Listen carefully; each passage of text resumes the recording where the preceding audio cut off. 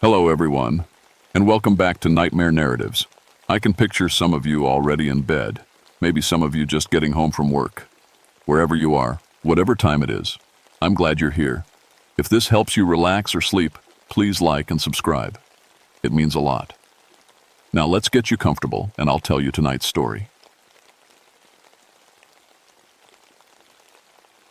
My name is William Craddock, but everyone calls me Bill. I've been a forest ranger here in the Cherokee National Forest for 16 years now, and I thought I'd seen everything these mountains could throw at me. Wildfires that could swallow whole valleys, flash floods that turned peaceful creeks into raging monsters, and search and rescue operations that pushed me to my limits. In all that time, I'd rescued 47 people from situations that should have killed them. I grew up in these hills, just like my daddy and his daddy before him. We Craddocks have always been mountain folk, scratching out a living from the hard ground in harder times. When the mine took my father in '48, I swore I'd find work that kept me above ground, breathing clean air instead of coal dust. The Forest Service gave me that chance, and I never looked back. Devil's Backbone Ridge has always been my territory. It's a narrow spine of rock and trees that connects two peaks about 30 miles from the nearest town. Most folks avoid it. Too remote, too dangerous, with drop-offs that'll kill you if you take one wrong step. But I know every trail marker, every rock formation, every weather pattern that rolls through these hollows. My grandmother used to tell stories about the backbone when I was little. Tales about hollow men who walked the ridge at night, stealing souls from anyone foolish enough to camp there alone. She'd sit in her rocking chair, working her knitting needles and spinning yarns about Confederate soldiers who never found their way home from the war. I always figured they were just stories meant to keep curious children from wandering too far into the wilderness. I should have listened to her. It was late October of 1963 when everything changed. The leaves had turned their brilliant reds and golds, but there was something wrong with the weather. An unseasonable fog had settled over the mountains, thick and gray and cold. It hung in the valleys like smoke, refusing to burn off even when the sun climbed high.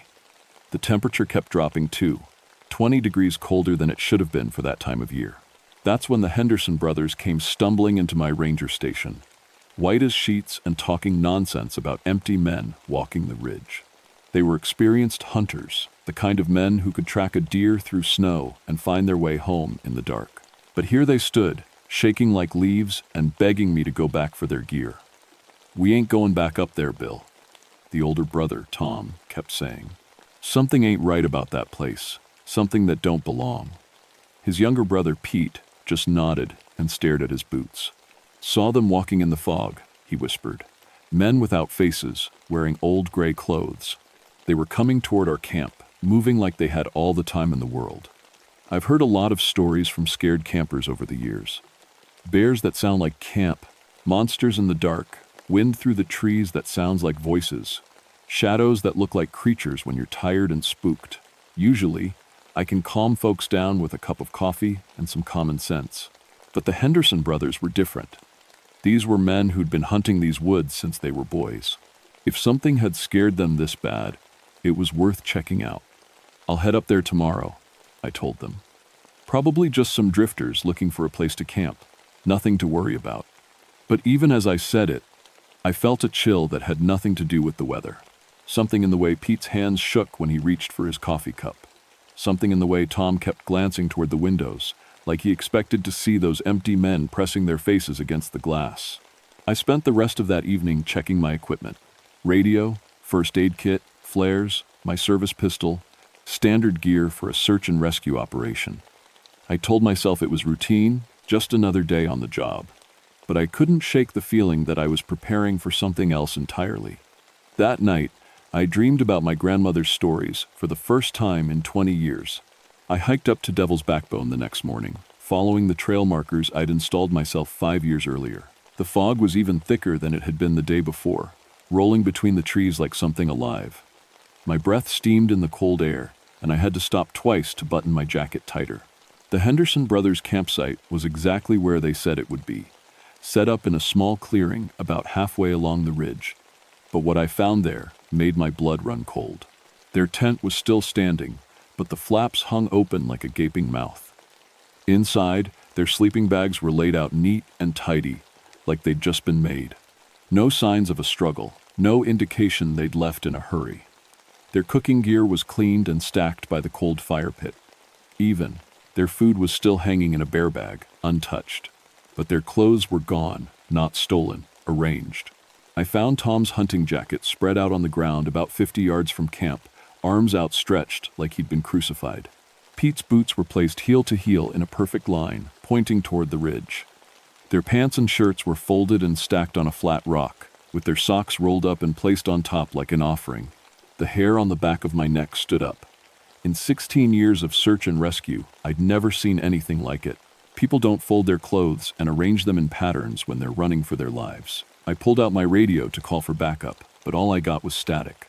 That wasn't unusual. The mountains played hell with radio signals, but something about the static bothered me.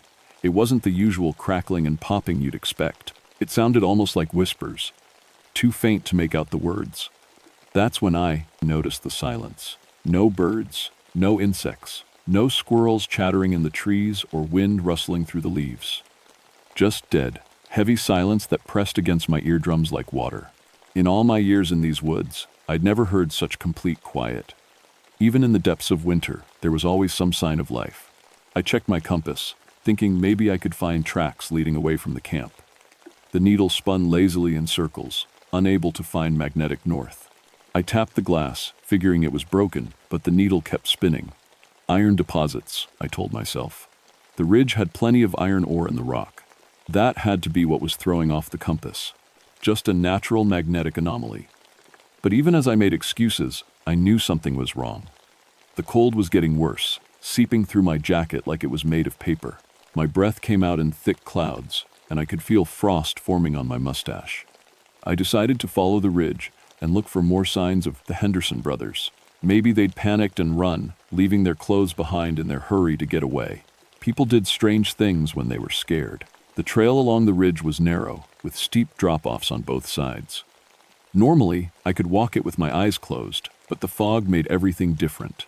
Landmarks I'd known for years seemed shifted, turned around. Trees appeared where I didn't remember them being, and rocks jutted out of the ground at odd angles. That's when I saw the first footprint. It was pressed into a patch of soft earth beside the trail, clear as day. A man's boot, size 10 or 11, with a distinctive wear pattern on the heel. But here's what made me stop and stare. The print was only half there.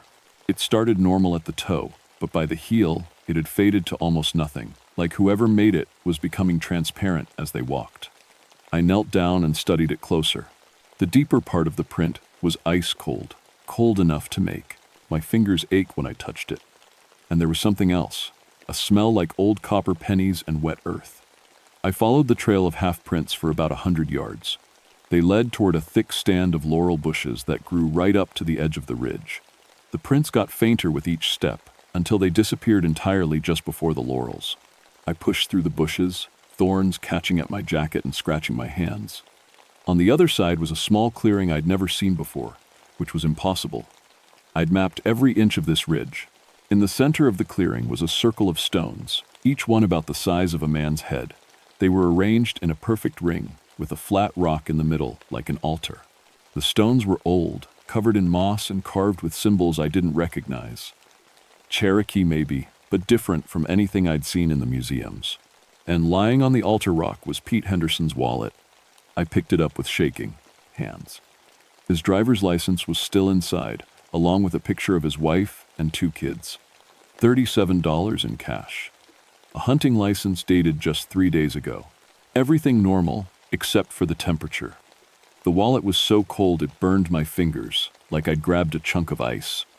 That's when I heard the first whisper. It came from somewhere behind me, soft as wind through dry leaves. I spun around, but the clearing was empty. Just the ring of stones and the laurel bushes and the fog that seemed to press closer with each passing moment. "Hello," I called out. "Tom? Pete?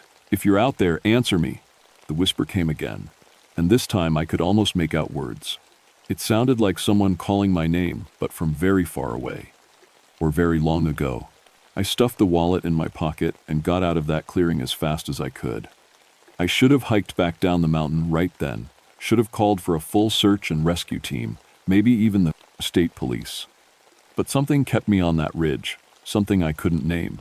Maybe it was professional pride. I'd never left a searching complete. Maybe it was stubbornness, the Craddock family trait that had gotten us in trouble for generations. Or maybe something was already calling to me, drawing me deeper into the fog. I spent the next 2 hours searching every trail and clearing I could find. The Henderson brothers were nowhere to be seen, but I kept finding their things. Tom's hunting knife stuck point first into a tree trunk, so deep I couldn't pull it out. Pete's canteen hanging from a branch 20 feet off the ground, empty and ice cold. A can of beans with the label peeled off and the metal bright as new silver. Each item was colder than the last, and the fog kept getting thicker. By 3 o'clock, I could barely see 10 feet in any direction. The temperature had dropped another 15 degrees, and my breath came out in thick, white clouds.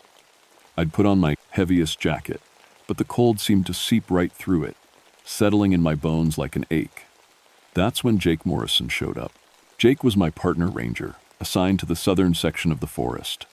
He was a good man, steady and reliable, with 20 years of experience in these mountains. I heard his boots on the trail before I saw him, and relief flooded through me like warm coffee. "Bill," he called out through the fog. "Heard you might need some help up here." I walked toward his voice, grateful to have another person around. But when I got close enough to see him clearly, something made me stop. Jake looked normal enough, same ranger uniform, same weathered face, same easy smile. But his eyes were different, flat and gray, like stones at the bottom of a pond. "How'd you know I was up here?" I asked. "Radio," he said. But I knew that was impossible. My radio hadn't worked all day. "Jake, we need to get off this ridge. Something's not right up here. The Henderson brothers are missing, and I've been finding their gear scattered all over the mountain." He nodded and smiled, but the expression didn't reach those flat gray eyes. "Sure thing, Bill. But first, let me show you something. Found it about a quarter-mile back." He led me off the main trail, deeper into the fog. I followed, even though every instinct I had was screaming at me to turn around and run. Jake's footsteps were too quiet, barely making a sound on the rocky ground. And he wasn't breathing hard, even though we were climbing uphill through thick brush. "Where exactly are we going?" I asked. "Just up ahead," he said without turning around. "You'll want to see this." His voice sounded strange too. Not quite Jake's voice, but close enough to fool someone who wasn't paying attention.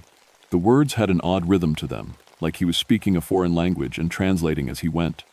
We climbed for another 10 minutes through laurel thickets that tore at my clothes and scratched my face. Jake moved through them like smoke, never getting caught on a branch or stumbling on the uneven ground. The fog got so thick I could barely see his back, but I could hear him walking just ahead of me. Finally, we emerged into another clearing, this one much larger than the first. The fog was thinner here, like it was being held back by some invisible force.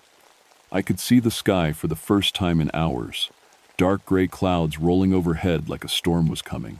In the center of the clearing was a depression in the ground, maybe 20 feet across and 6 feet deep. It was perfectly round, like someone had carved it out with giant tools. And at the bottom, I could see bones.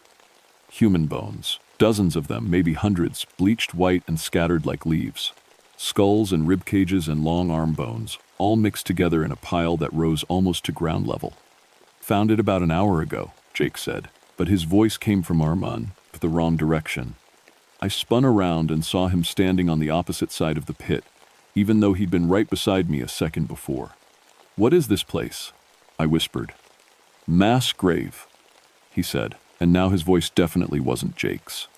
It was older, rougher, with a southern accent that belonged to a different century.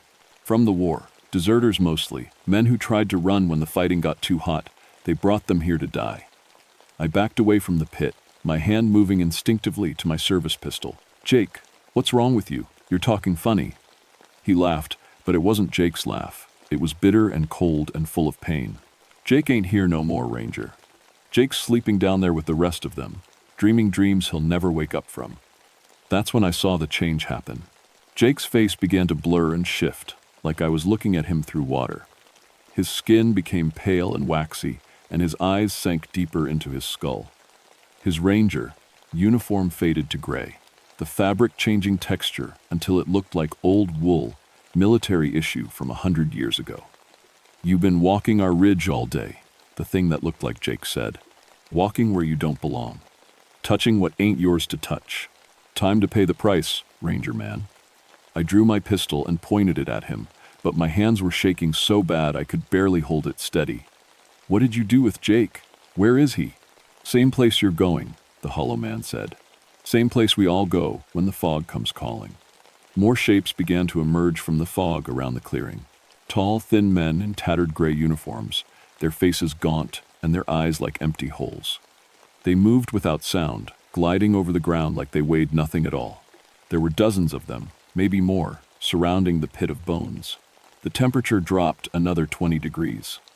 Frost began forming on the trees, and my breath came out in clouds so thick I could barely see through them. The hollow men watched me with their empty eyes, waiting. "Run," one of them whispered, and I couldn't tell if it was a warning or a command. I ran. I crashed through the laurel thickets like a madman, branches tearing at my face and clothes. Behind me, I could hear them following, not footsteps, but something worse. A sound like wind through dry leaves, or paper rustling, or bones clicking together in the cold. My flashlight died after 5 minutes, even though I'd put fresh batteries in that morning. The fog pressed against me from all sides, so thick I had to feel my way from tree to tree. Every shadow looked like one of them. Every sound made me jump and spin around with my pistol ready. I must have run for an hour, completely lost in the gray nothing. My lungs burned and my legs ached, but I didn't dare stop. The whispers followed me, getting closer and closer, calling my name in voices like rustling paper. "William," they said. "William Craddock. Time to come home, William." I stumbled into another clearing, this one smaller than the mass grave, but somehow more terrible. Here the fog was so thin it was almost like being underwater, everything wavering and strange. In the center was a single tree, ancient and gnarled, its branches reaching toward the sky like skeletal fingers. Hanging from those branches were more clothes. Dozens of sets, maybe hundreds, stretching back through the decades. I saw modern hiking gear next to wool coats from the 1942nd, military uniforms from different wars, women's dresses that looked like they belonged in museums, all of them empty, hanging like the shed skins of invisible people.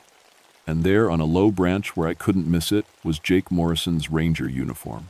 I reached up with shaking hands and touched the fabric. It was ice cold and stiff as cardboard, like it had been frozen solid. Jake's name tag was still pinned to the chest, bright and new, but the uniform was empty, holding nothing but cold air and the smell of wet earth. "He's with us now," a voice said behind me. I turned around and there he was, the real Jake, or what was left of him. His skin was pale as milk, and his eyes were empty black holes. He wore the same gray uniform as the others, tattered and stained with old blood. When he spoke, frost came out of his mouth instead of breath. "Been waiting for you, Bill," he said. "We all have. Need someone to take our place, someone to stand guard while we rest." More of them emerged from the fog, surrounding the tree of empty clothes. I recognized some of the faces from old missing person reports. Hikers who'd vanished over the years, hunters who'd never come home. They all wore the same gray uniforms now, all had the same empty eyes. "What are you?" I whispered. "Hollow men," Jake said, and his voice was like wind through a graveyard. "Lost souls looking for a way home. Been walking this ridge since 1863, when they shot us for desertion. Been stealing breath from the living, trying to fill the emptiness inside."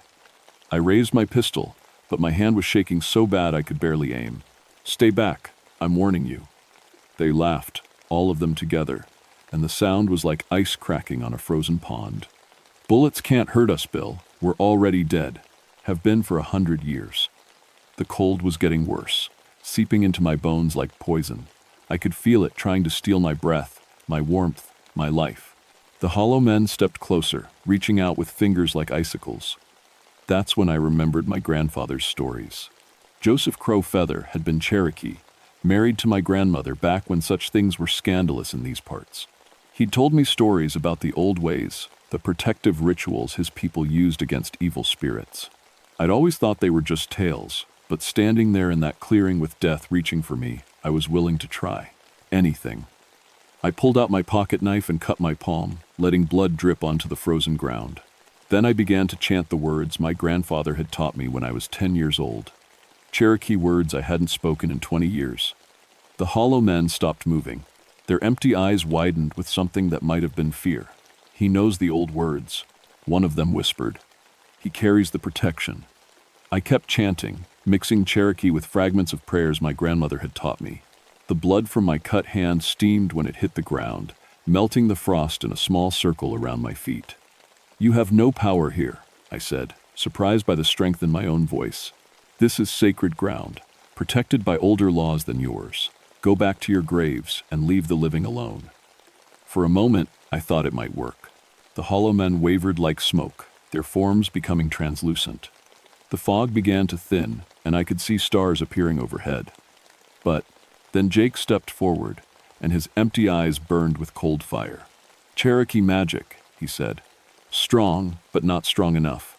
We've been here too long, Ranger Man. Fed on too many souls. Your grandfather's words can't save you now." He reached out with one gray hand and touched my forehead. The cold hit me like a sledgehammer, driving me to my knees. I felt something vital and warm begin to drain out of me, flowing into his empty form like water through a broken dam. This was how I was going to die. Alone on a cursed ridge, my soul stolen by dead Confederate deserters. My body would join the others in that mass grave, and my uniform would hang from this tree until another ranger came looking for me. But as the cold crept toward my heart, I felt something else, a warmth that had nothing to do with blood or breath. My grandmother's voice, speaking Cherokee words that burned the fog away like sunlight. My grandfather's hands, placing protective symbols in my mind. And, deeper than that, older than my family's memories, I felt the mountain itself rising to help me. The Cherokee had been here for thousands of years before the war, before the deserters, before the hollow men. Their protection was woven into the very stones and trees. I grabbed a handful of dirt from the sacred ground beneath my feet and threw it at Jake's hollow face. Where it touched him, he screamed and began to dissolve. The other hollow men fell back, their forms wavering like candle flames in a strong wind. "Iron!" I gasped, remembering another piece of my grandfather's teachings. Cherokee buried their dead with iron to keep the spirits bound. I pulled out my service pistol and fired 3 shots into the air, the iron bullets scattering metal fragments through the fog. The hollow men shrieked and scattered like leaves in a hurricane. The fog began to clear, and warm air rushed in to replace the bone-chilling cold. The tree of empty clothes withered and cracked, its branches falling to the ground like broken bones. The gray uniforms crumbled to dust, and the empty eyes finally closed. In the sudden silence, I heard a sound that was the most beautiful thing in the world. Birds singing in the dawn light. I found Jake Morrison 3 hours later, unconscious but alive at the bottom of a ravine half a mile from the clearing. He had no memory of how he'd gotten there, no recollection of the past 3 days. The doctors said it was hypothermia and shock, maybe a head injury from a fall. I didn't argue with their diagnosis. The Henderson brothers' bodies were never found, but their truck was discovered at the bottom of a steep cliff, 20 miles away. The state police ruled it an accident, driver error on a foggy mountain road. The insurance companies paid out, and their families moved away from the mountains. I never told anyone what I'd really seen in that clearing. The area around Devil's Backbone Ridge was officially closed to the public 6 months later. Geological instability, the Forest Service said. Danger of rock slides and cave-ins. I was the one who recommended the closure, and I made sure the paperwork went through fast. But I go back every October when the moon is full, carrying Cherokee salt and iron tokens my grandfather taught me to make. I walk the ridge from end to end, checking the protective barriers, making sure the hollow men stay in their graves where they belong. Jake transferred to a different forest that spring. Said these mountains gave him bad dreams, made him feel like he was being watched. He's doing good work in Colorado now, helping tourists and fighting wildfires. Sometimes he sends me postcards with pictures of snow-covered peaks. He never mentions Devil's Backbone, and I never bring it up in my letters back. I started learning Cherokee from an elder named Joseph Crow Feather. It turned out he was my grandfather's nephew, though I'd never known we had family still living in the area. He teaches me the old protective rituals, the songs that keep evil spirits bound, the proper way to honor the dead so they don't come walking back. Your grandfather was wise to teach you even a little, Joseph told me. Most white folks, they forget the old ways, think science and machines can protect them from everything. But some evils are older than science. Some things require older solutions. The Forest Service gave me a commendation for bravery in the Henderson brothers case. They said I'd gone above and beyond the call of duty, risking my life to search for missing persons in dangerous terrain. I accepted the medal and the handshake, but I didn't feel brave.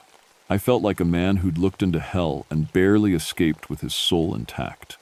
3 more people have gone missing on or near Devil's Backbone Ridge since 1963. Hikers who ignored the warning signs, teenagers on dares, a documentary filmmaker who thought he could debunk the local legends. Each time, I organized the search parties and filed the reports. Each time, we found their gear scattered and arranged in ritual patterns, ice cold and touched by something that shouldn't exist. The bodies are never recovered. The files are quietly closed after a few months. And every October, when the fog rolls in thick and gray and cold, I hear the whispers starting again. If you're ever driving through the Cherokee National Forest in Tennessee, you'll see the signs warning people away from Devil's Backbone Ridge. Geological hazard, they say. Stay on marked trails. Do not enter closed areas. Listen to those signs. Trust an old ranger who's seen what happens to people who don't. Some places are closed for good reason. Some hungers can never be satisfied. And some men have been dead so long they've forgotten how to stay buried. The hollow men are still up there, waiting in the fog, waiting for someone foolish enough to camp alone on harvest moon nights, someone who doesn't carry iron or know the old protective words. Don't let it be you.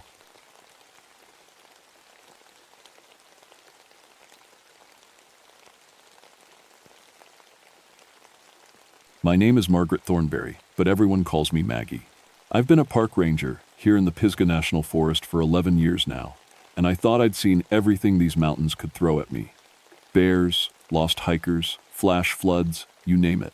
But what happened on Roan Mountain in June of 1971 changed everything I believed about this place. I'm a botanist by training, not just some weekend nature lover. I've got a degree from NC State and 3 published papers on rare Appalachian plants. I discovered a new species of trillium just 2 years back. The point is, I know these mountains like the back of my hand, especially the high country around Roan Mountain. Roan Mountain is special. At 6,000 feet, it's one of the few places in the South where you can stand above the tree line and see for miles. The Cherokee called it sacred ground, and I always understood why. When the rhododendrons bloom in June, the whole mountainside turns pink and white like someone spilled paint across the world. But there's something else about Roan Mountain that most people don't know. Scattered across the bald summit are these stone circles, not natural rock formations, but carefully arranged stones that the Cherokee placed there centuries ago. The old stories say the stones sing, that they call to people. I always figured it was just the wind whistling through the gaps between rocks. Sound can do funny things at that altitude. That's what I told myself anyway, until the morning Dr. James Kellerman didn't come back from his research trip. Jim was a botanist from Duke University, studying the rare plants that grow only on these high mountain balds.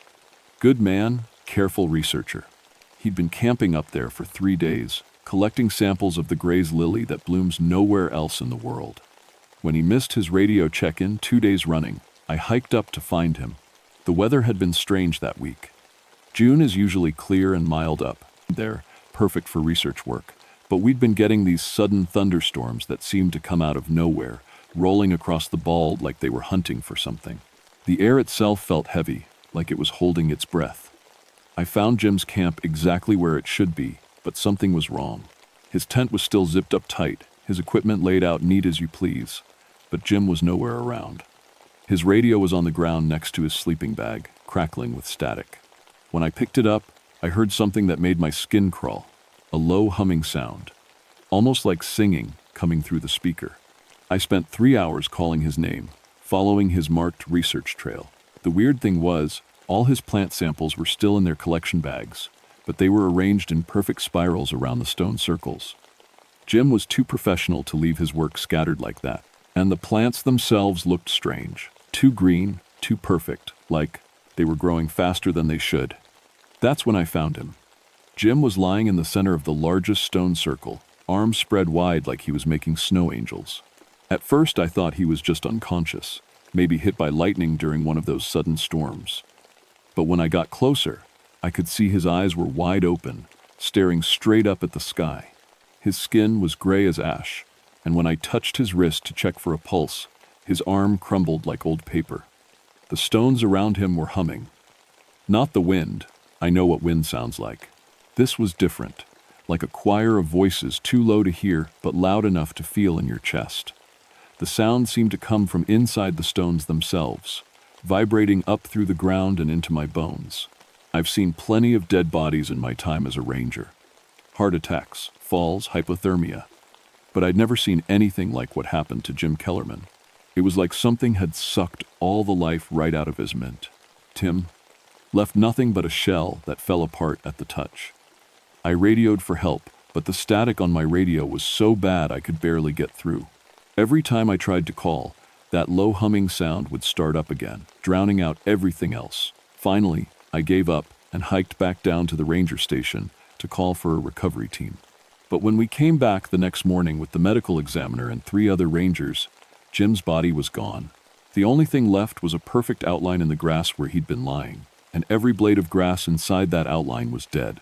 The medical examiner said maybe animals had carried off the remains, but I knew better. No animal would touch something that wrong. And animals don't arrange plant samples in perfect geometric patterns around ancient stone circles. That night, lying in my bunk at the ranger station, I could still hear the humming in my head. Soft and low, like a lullaby someone might sing to help you sleep forever. 3 days after we found Jim's camp, Dr. Sarah Whitman showed up at my office. She was an anthropologist from Appalachian State, studying Cherokee sacred sites. Tall woman with graying hair and sharp eyes that missed nothing. She'd heard about Jim's disappearance through the university network and wanted to know what I'd seen up there. The Cherokee have stories about those stone circles. She told me, over coffee in the station break room. They called them spirit traps, places where the ancestors bound dangerous earth spirits to protect the sacred mountain. I nearly choked on my coffee. You're telling me you believe in ghost stories? I believe in patterns, she said. And the pattern here is that people have been disappearing around those stones for over 100 years. The Cherokee stopped using that particular site for ceremonies sometime in the 1800s. The elders said the spirits had grown hungry. Dr. Whitman had done her homework. She showed me newspaper clippings going back to the 1,920 hikers found dead in the stone circles, always during rhododendron season, always with that same gray, drained look I'd seen on Jim. The bodies that were found anyway. More often, people just vanished completely. The Cherokee believe the spirits trade places, she explained. They've been trapped in those stones for centuries, but during certain times of year, when the mountain is at its most alive, they can reach out. They take the life force from the living and use it to try to escape their prison. It sounded crazy, but I kept thinking about those plant samples arranged in perfect spirals, about the humming sound that seemed to come from inside the stones themselves. And I kept thinking about how Jim's body had just crumbled away like it had been dead for years instead of days. Against my better judgment, I agreed to take Dr. Whitman up to the stone circles. She wanted to document the site, take measurements, maybe record some of the acoustic phenomena I'd described. I figured having a witness along would be good, and honestly, I needed to go back up there anyway. The whole thing was eating at me. We hiked up on a Thursday morning in late June. The rhododendrons were in full bloom, covering the mountainsides in clouds of pink and white flowers. Beautiful day, clear skies, gentle breeze, perfect hiking weather. Dr. Whitman brought all kinds of equipment, cameras, a tape recorder, electromagnetic field detectors, even a seismograph to measure ground vibrations. The stone circles looked innocent enough in the bright morning sunlight. Just old rocks arranged in rough circles, probably 10 feet across each. There were 5 of them scattered across the bald, with the largest one in the center where I'd found Jim. The grass inside the circles was still dead, forming perfect brown rings in the green mountain meadow. Dr. Whitman set up her equipment while I poked around the edges of the site. That's when I noticed something that made my blood run cold. New plant samples, arranged in the same spiral patterns I'd seen before. Fresh ones, still dewy from the morning air. But we were the first people up here since the recovery team had left. "Sarah," I called out, "you need to see this."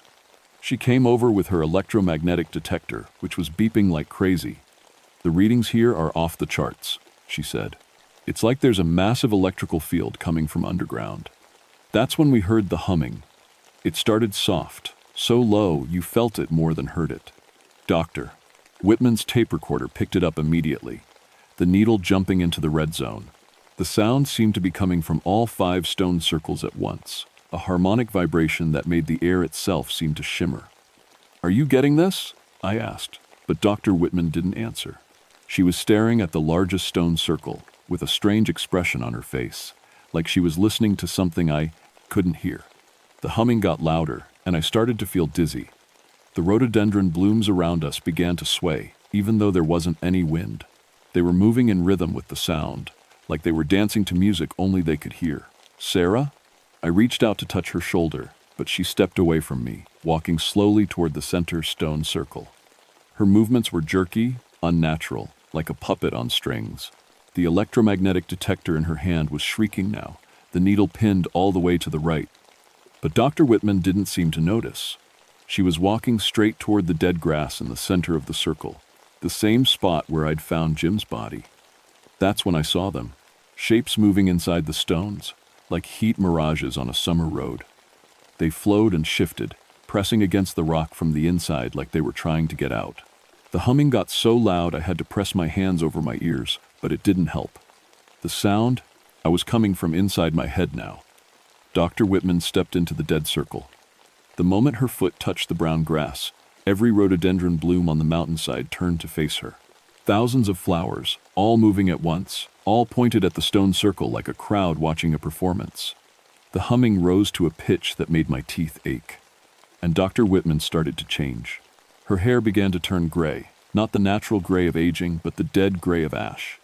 Her skin grew pale and tight, like it was shrinking on her bones. But the worst part was her eyes. They stayed bright and aware, full of terror, even as her body began to wither. She was trying to scream, but no sound came out except that awful humming. I did the only thing I could think of. I grabbed a handful of gravel and threw it at the nearest stone. The rock bounced off with a sound like breaking glass, and suddenly the humming stopped. Dr. Whitman collapsed to her knees in the center of the circle, gasping for air. The rhododendron blooms snapped back to their normal positions. The shapes inside the stones faded away. But when I helped her to her feet, I could see that something had been taken from her. She looked older, more fragile, like she'd aged 10 years in 10 seconds. And when she tried to speak, her voice came out as a whisper. "They're so hungry," she said. "They've been waiting so long. We left the mountain that day, but I knew we'd be back, because whatever was in those stones wasn't done with us yet." Dr. Whitman spent 2 days in the hospital after our trip to the stone circles. The doctors couldn't find anything wrong with her, but she'd lost 15 pounds and her hearing in her left ear. She insisted it was just exhaustion, but I could see the fear in her eyes every time someone mentioned going back up the mountain. I should have listened to that fear. Instead, I let my curiosity get the better of me. The problem was, people were starting to ask questions. Word had gotten out about Jim Kellerman's disappearance, and now there were reporters calling the ranger station, university researchers wanting to visit the site, even some ghost hunters from Asheville asking for permits to camp up there. I couldn't let civilians wander into whatever was happening on Roan Mountain, so I went back alone. This time I brought better equipment, a shortwave radio, flares, enough supplies for 3 days.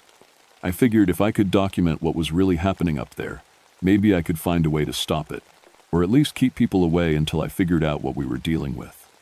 I set up camp about a quarter mile from the stone circles, close enough to observe but far enough away to feel safe. That first night, nothing happened.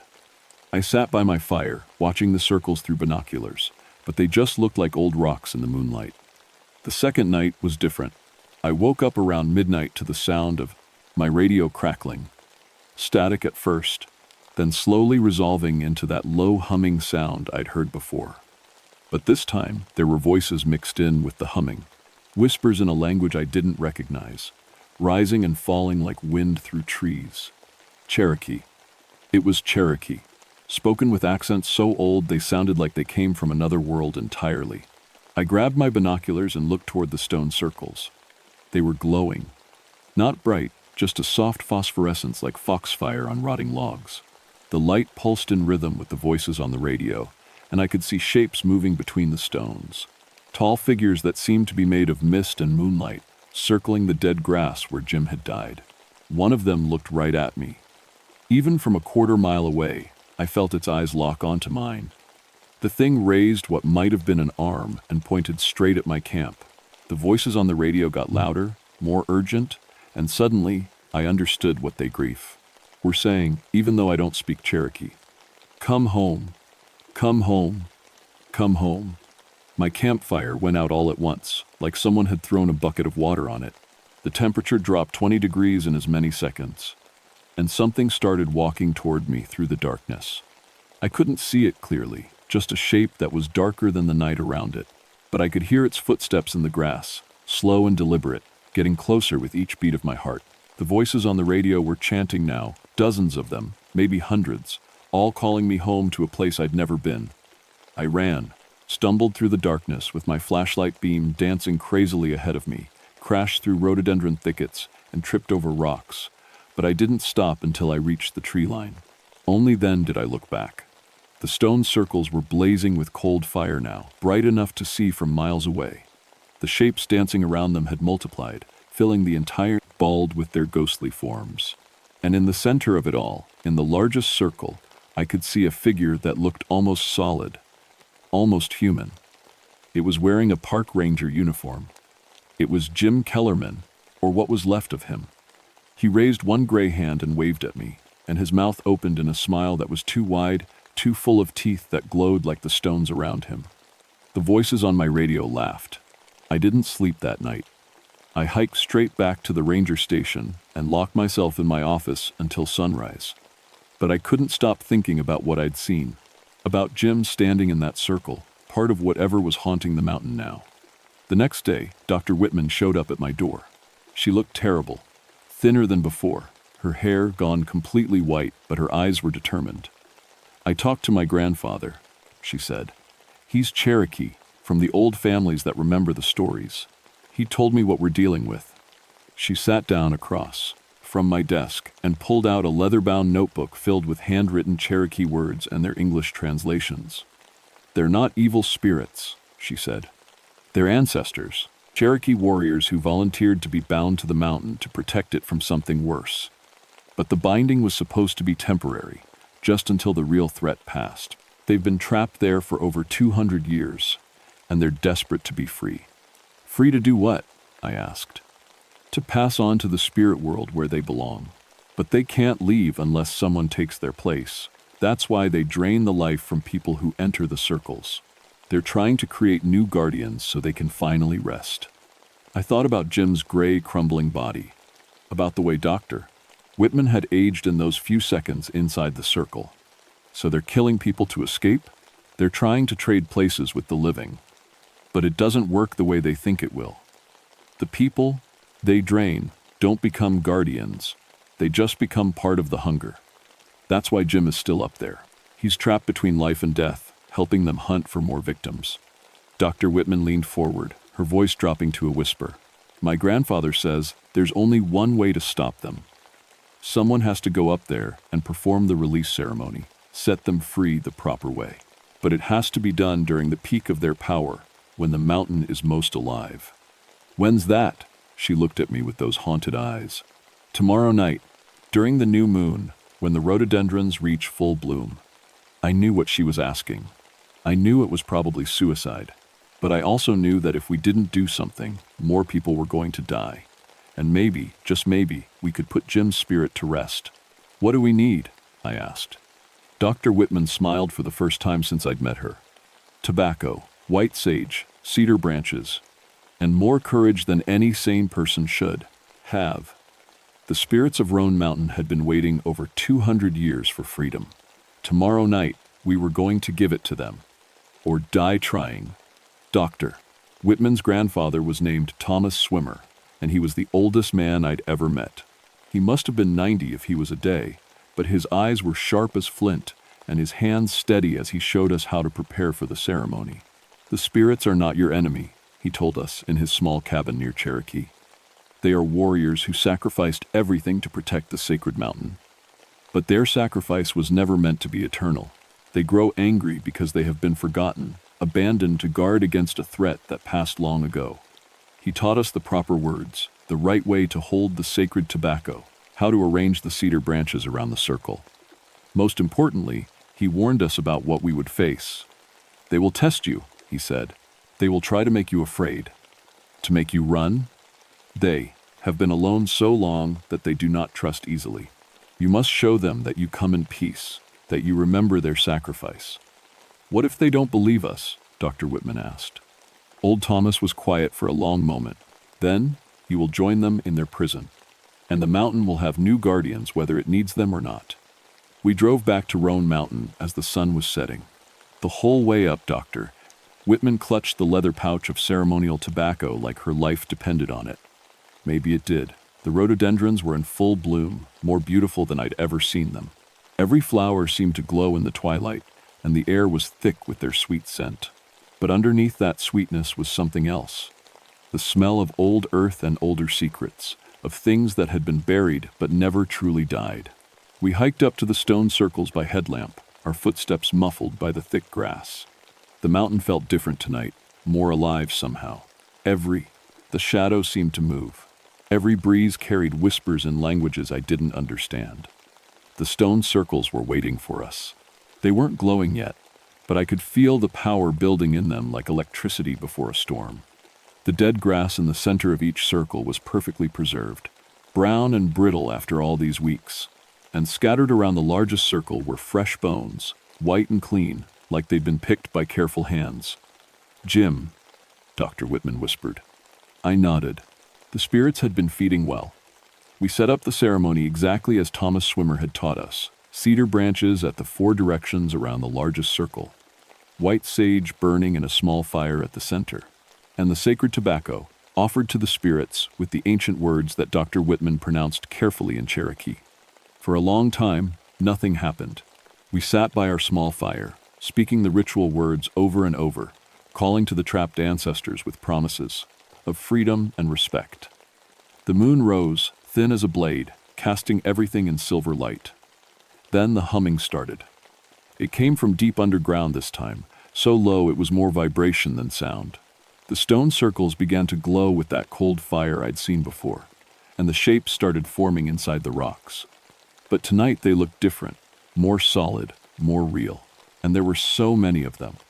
Dozens of Cherokee warriors in traditional dress, their faces painted for war, their eyes blazing with centuries of anger and loneliness.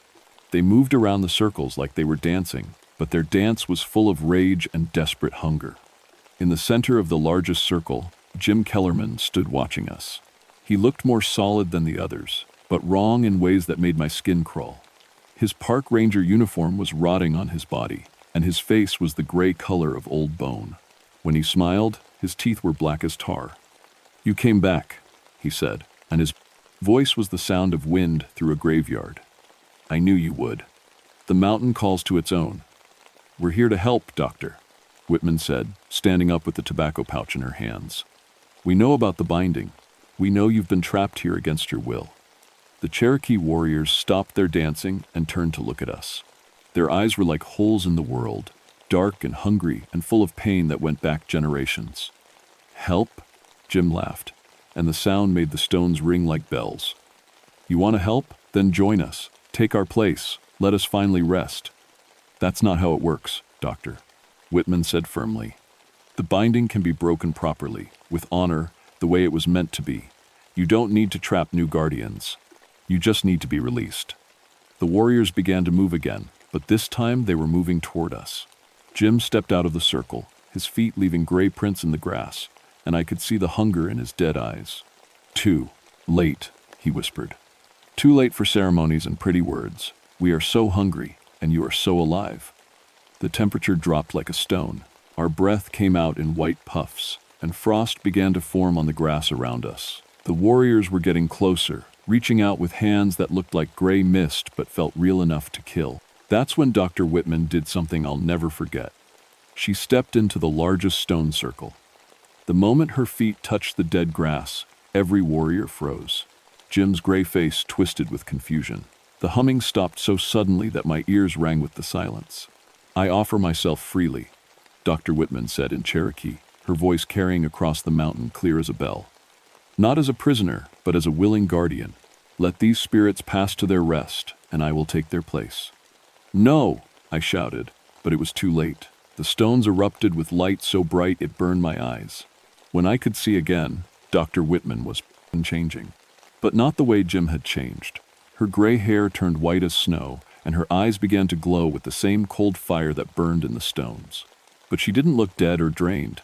She looked ancient and powerful, like she was becoming something more than human. The Cherokee warriors were fading, their shapes growing thin and translucent. I could see joy on their painted faces, relief that went back centuries. They were finally free to pass on to whatever waited beyond. Jim was the last to go. As his gray form began to dissolve, his face changed back to the way I remembered him, kind and human and at peace. He looked at me one last time and mouthed the words "thank you" before fading away like morning mist. The stone circles went dark. The mountain fell silent, except for the normal sounds of night, wind in the grass, an owl calling somewhere in the distance. But Dr. Whitman remained, standing in the center of the circle like a statue carved from moonlight. "Sarah?" I called out. She turned to look at me, and I saw that her eyes held depths I couldn't understand. She was still Dr. Whitman, but she was something else too, something that belonged to the mountain now. "I'm all right," she said, and her voice carried echoes of wind and stone. "I chose this. The mountain needs a guardian, and I'm honored to serve." "For how long?" She smiled, and for a moment she looked like the woman I'd known. "Until someone else chooses to take my place, or until the mountain no longer needs protection, however long that might be." I stayed with her until dawn, but when the sun came up, she faded away like the warriors before her. The stone circles were just old rocks again, and the grass in the center was beginning to turn green. But I knew she was still there, watching over the sacred mountain, keeping it safe from those who would misuse its power. I filed my report with the Park Service the next week, called it an unstable geological formation, and recommended that the area be closed to public access indefinitely. "Too dangerous for civilian hikers," I said. "Risk of sudden rock slides and toxic gas emissions from underground mineral deposits." They bought it. The stone circles were marked as a hazard zone and fenced off with warning signs. Most people stay away now, which is exactly what Dr. Whitman, what the Guardian, wants. But I go back sometimes. Usually during rhododendron season, when the mountain is at its most beautiful, I hike up to the edge of the restricted area and leave offerings of tobacco and sage near the fence. Traditional gifts, the way Thomas Swimmer taught me. And sometimes, if the light is just right and the wind is blowing from the east, I can see her moving among the stone circles. She looks peaceful, content in a way she never did in life. The mountain has accepted her as its protector, and she has accepted the mountain as her eternal home. The Cherokee stories were right. Some places are too sacred, too powerful, to be left unguarded. Dr. Whitman understood that in the end. She knew that someone had to stay, someone had to watch, someone had to keep the mountain safe from those who would disturb its ancient secrets. I've been thinking about retirement lately. 11 years in these mountains has taught me a lot about the balance between the seen and unseen worlds, about the debts we owe to those who came before us. Maybe when my time comes, I'll hike back up to those stone circles one last time. Maybe I'll understand what Dr. Whitman understood, is at death, that some things are worth protecting, even if the cost is everything you thought you knew about life and death. The Cherokee called it duty. I call it love. Either way, the mountain will have its guardian. And the spirits of the ancestors will continue to rest in peace, knowing that their sacrifice was not forgotten, that their long watch finally came to an end. But if you ever find yourself hiking in the North Carolina mountains during rhododendron season, and you hear stones singing in the wind, turn around and walk away. Some songs are not meant for the living to hear. The mountain remembers everything, and it's always watching, always.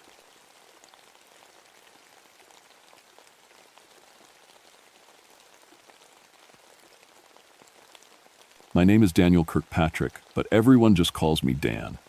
I've been a park ranger in the Cranberry Wilderness area of West Virginia for 13 years now. In that time, I've rescued 73 lost hikers, tracked down poachers, and dealt with more black bear encounters than I care to count. I know every trail, every shelter, and every dangerous drop-off in these mountains like the back of my weathered hands. People often ask me why I chose such a lonely job. The truth is, I came here looking for peace after Vietnam. The war left me with too many memories I'd rather forget, and these quiet mountains seemed like the perfect place to leave all that behind. For more than a decade, that plan worked just fine. I've always been what you'd call a practical man. When folks started talking about Mothman sightings around Point Pleasant back in the 60s, I just rolled my eyes. Big birds, I figured. Maybe a sandhill crane blown off course, or just people getting worked up over. Nothing. Mass hysteria happens more than you'd think. After all, I'd spent 13 years in these woods without seeing anything stranger than an albino deer. The Cranberry Wilderness is about as remote as it gets in West Virginia. We're talking 40 miles from the nearest town with no roads going in.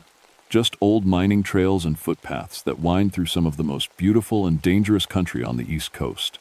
Deep gorges, rushing rivers, and rock formations that can kill you if you're not careful. It's the kind of place where one wrong step means nobody finds your body until spring. The area has always had a dark history. Mining accidents in the 1800s killed dozens of men, and there have been unexplained disappearances going back generations. Local folks whisper stories about things that live in the deep hollows, but I never paid much attention to mountain superstitions. My job was keeping people safe, not chasing ghost stories. November of 1984 started out like any other. Early snow had already dusted the peaks, and we were getting those freezing rainstorms that make the rocks slick as glass. I was doing my usual patrol of the backcountry when the call came in on my radio. "Dan, we've got a situation," crackled the voice of my supervisor, Tom McNeil. 3 hikers reported something strange near the Cranberry River Gorge. They claimed they saw a winged creature carrying people across the canyon. I keyed my radio and sighed. "Tom, it's probably just turkey vultures. They get pretty big, and in low light, these folks aren't first-time hikers, Dan. They know the difference between a bird and what they saw." Said it was huge, walking upright, and it was definitely carrying something human-sized. I grabbed my pack and headed toward the gorge, figuring I'd find some scattered camping gear and nervous hikers who'd spooked themselves with shadows. The trail down to the river was treacherous that time of year, with ice forming in, the shaded spots and loose rocks hidden under wet leaves. I'd made this hike hundreds of times, but something felt different that day. The forest was too quiet. Even with the early winter weather, there should have been some bird calls, some rustling in the underbrush. Instead, there was just the sound of my boots crunching through the frost and the distant rush of the river below. The hair on the back of my neck started to prickle, but I told myself it was just the cold. When I reached the gorge, I found the 3 hikers huddled around a small camp stove, their faces pale and eyes wide. They were experienced backpackers. I could tell from their gear and the way they'd set up their campsite. These weren't the type to panic over a curious bear or a low-flying owl. "Ranger Kirkpatrick?" One of them called out as I approached. "Thank God you're here. We need to report what we saw." The woman who spoke was maybe 40, with the lean build and steady gaze of someone who'd spent serious time in the wilderness. Her companions, 2 men about the same age, nodded grimly. "Tell me what happened," I said, pulling out my notebook. "We were setting up camp around 6 o'clock when we heard this sound," she began. "Like wings, but massive ones. Leathery, not feathers. We looked up and saw this thing flying across the gorge.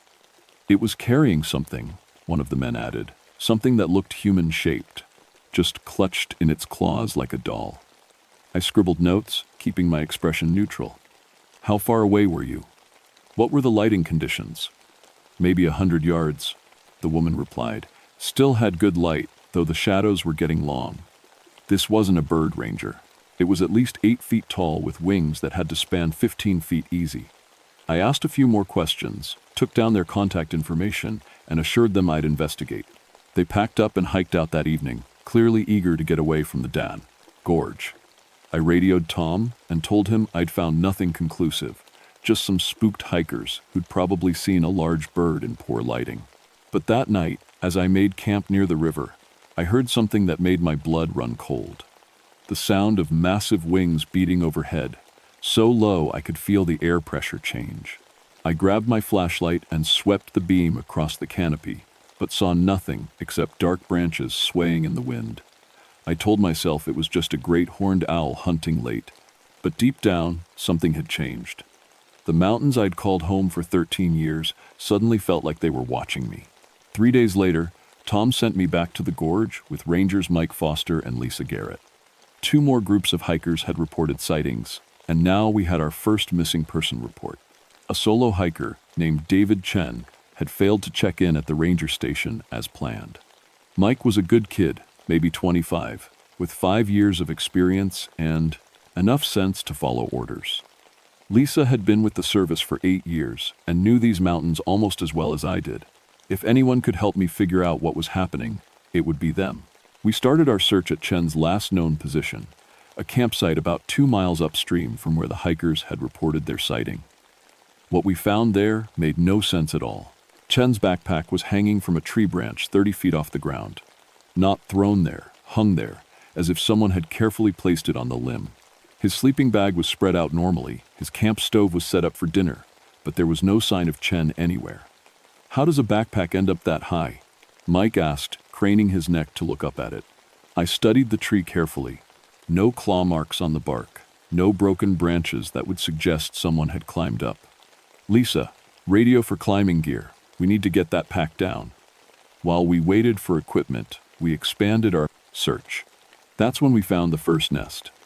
It was built into a rocky outcrop about 50 yards from Chen's campsite, maybe 20 feet above the ground.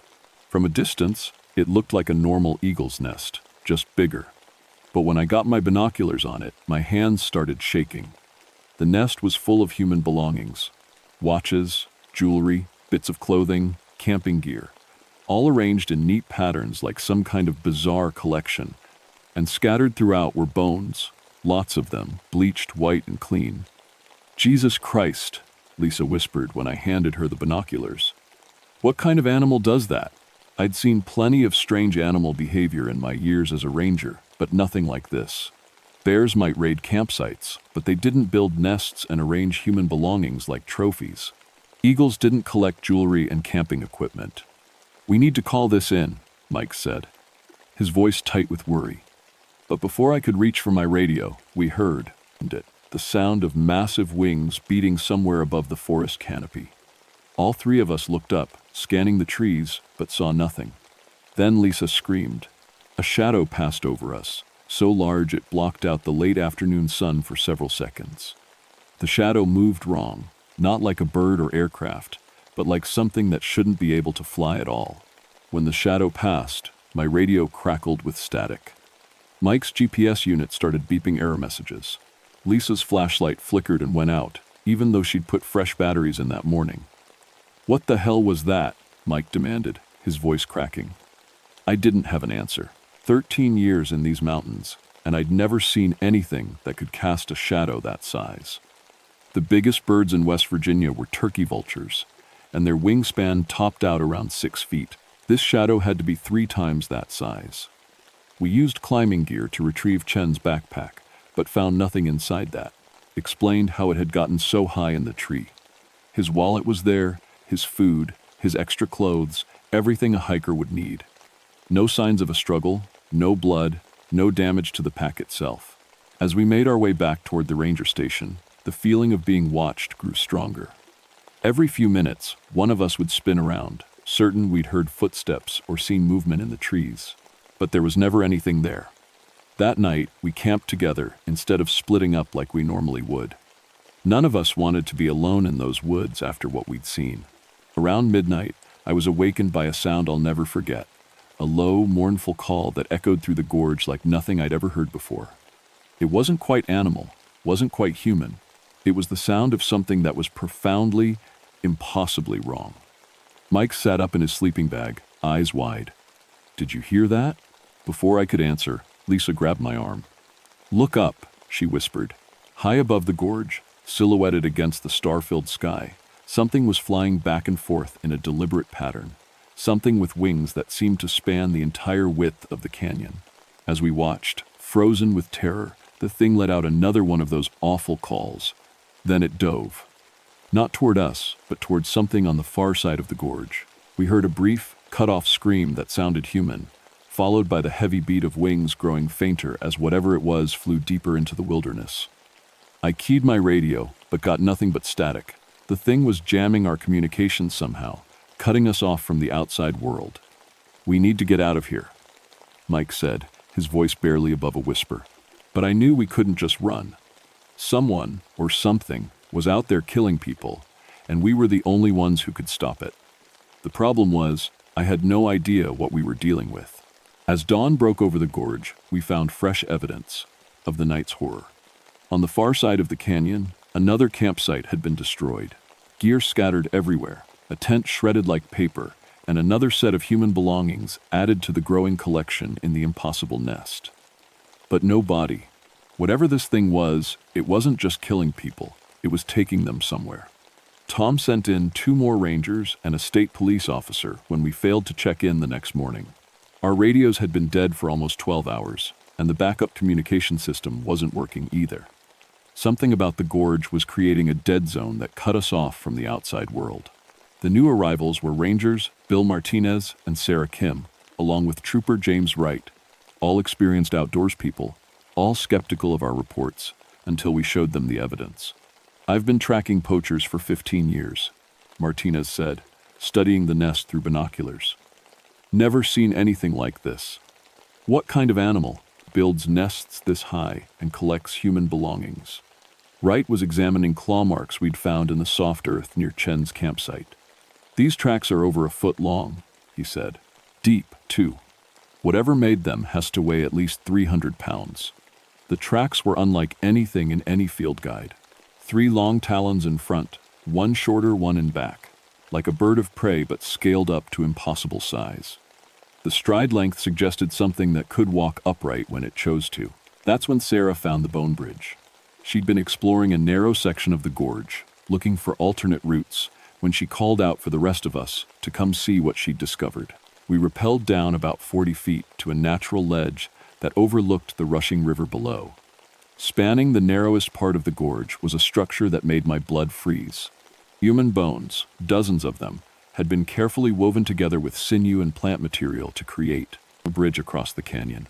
Arm bones formed the main supports, leg bones created cross braces, and skulls marked regular intervals like grotesque mile markers. "This isn't possible," Wright whispered. "Animals don't build structures like this." But it wasn't just a bridge. It was a work of art, created with intelligence and purpose that no animal possessed. The engineering was sound. The bridge could easily support the weight of a large creature. And it was recent construction. Some of the bones still had bits of dried tissue clinging to them. "How many people would it take to build something like this?" Sarah asked, her voice hollow. I did a rough count. 15, maybe 20 victims. Based on the condition of the bones, this has been going on for months. That's when we realized we weren't dealing with a random killer. This thing, whatever it was, had been systematically hunting people in the wilderness, collecting their bones for this impossible construction project. And we were probably next on its list. As if summoned by our discovery, we heard the wing beats again. Closer this time, and more deliberate. The sound echoed off the canyon walls until it seemed to come from everywhere at once. "Everyone stay together," I ordered, but it was too late. The attack came from above without warning. Sarah screamed as massive talons wrapped around her shoulders, lifting her off the ledge like she weighed nothing. I caught a glimpse of leathery wings, glowing red eyes, and a humanoid shape that was definitely not natural. "Shoot it!" Wright yelled, drawing his service weapon. But the thing was already gone, carrying Sarah across the gorge and up into the forest canopy. Her screams echoed for what felt like forever before cutting off abruptly.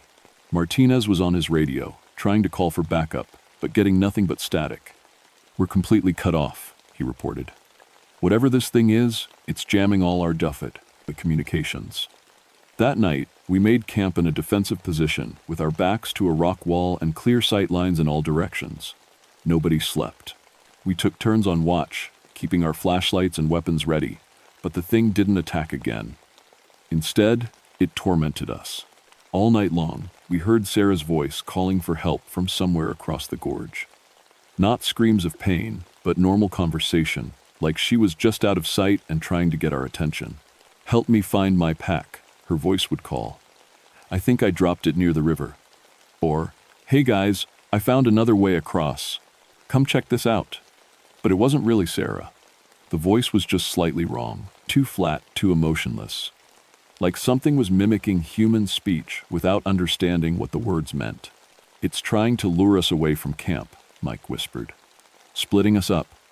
By dawn, we'd made a terrible discovery. Bill Martinez was gone. His sleeping bag was empty. His gear was still there, but Bill himself had vanished without making a sound. None of us had seen or heard anything during our watch shifts. "How is that possible?" Wright demanded. "We were watching all night." I checked the ground around our camp and found tracks. The same massive talons, but these led right through the middle of our defensive position. The thing had walked among us while we slept, somehow invisible or silent enough that none of us noticed. That's when I knew we were dealing with something far beyond normal predators. This wasn't just a large bird or mutated animal. It was intelligent, cunning, and possibly supernatural. And it was building something with human bones that required more victims to complete.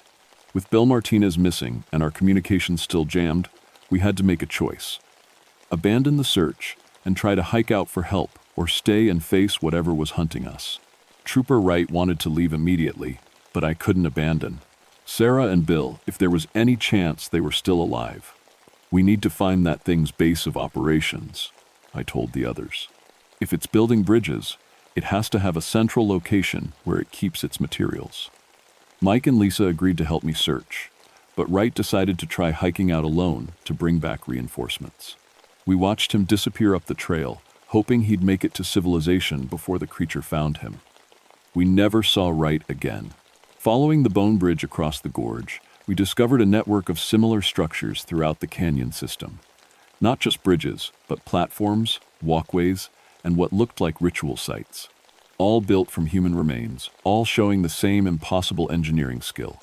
The creature was building something massive, a complex that spanned miles of wilderness and required hundreds of victims to complete. But we still didn't understand why. That changed when we found the nest complex. Built into a series of caves high up on the canyon wall, the creature had created what could only be described as a workshop. Bones were sorted by type and size, arranged in neat piles like building materials. Skulls were lined up in rows, sorted by age and condition, and hanging from the ceiling were dozens of cocoons made from plant material and sinew. Some of the cocoons were moving. "Jesus Christ," Mike whispered. "It's keeping them alive." I counted at least 20 cocoons, each one human-sized. As we watched in horror, we could see some of them breathing, shifting slightly as the people inside tried to move. That's when we heard Sarah's voice again, but this time it was coming from inside one of the cocoons. "Help me," she called weakly. "Please, I can't move. Something's wrapped around me." I started toward the cocoons, but Lisa grabbed my arm. "It could be a trap," she warned. She was right, but I couldn't just leave Sarah hanging there. Using my climbing knife, I carefully cut open the cocoon nearest to us. Sarah tumbled out, weak and disoriented but alive. "It's building something," she gasped as I helped her to her feet. "Some kind of gateway," it told me. It spoke to me in my dreams. "What kind of gateway?" I asked. "Between worlds?" Sarah said, her eyes wide with terror. "It's trying to bridge the gap between our reality and somewhere else.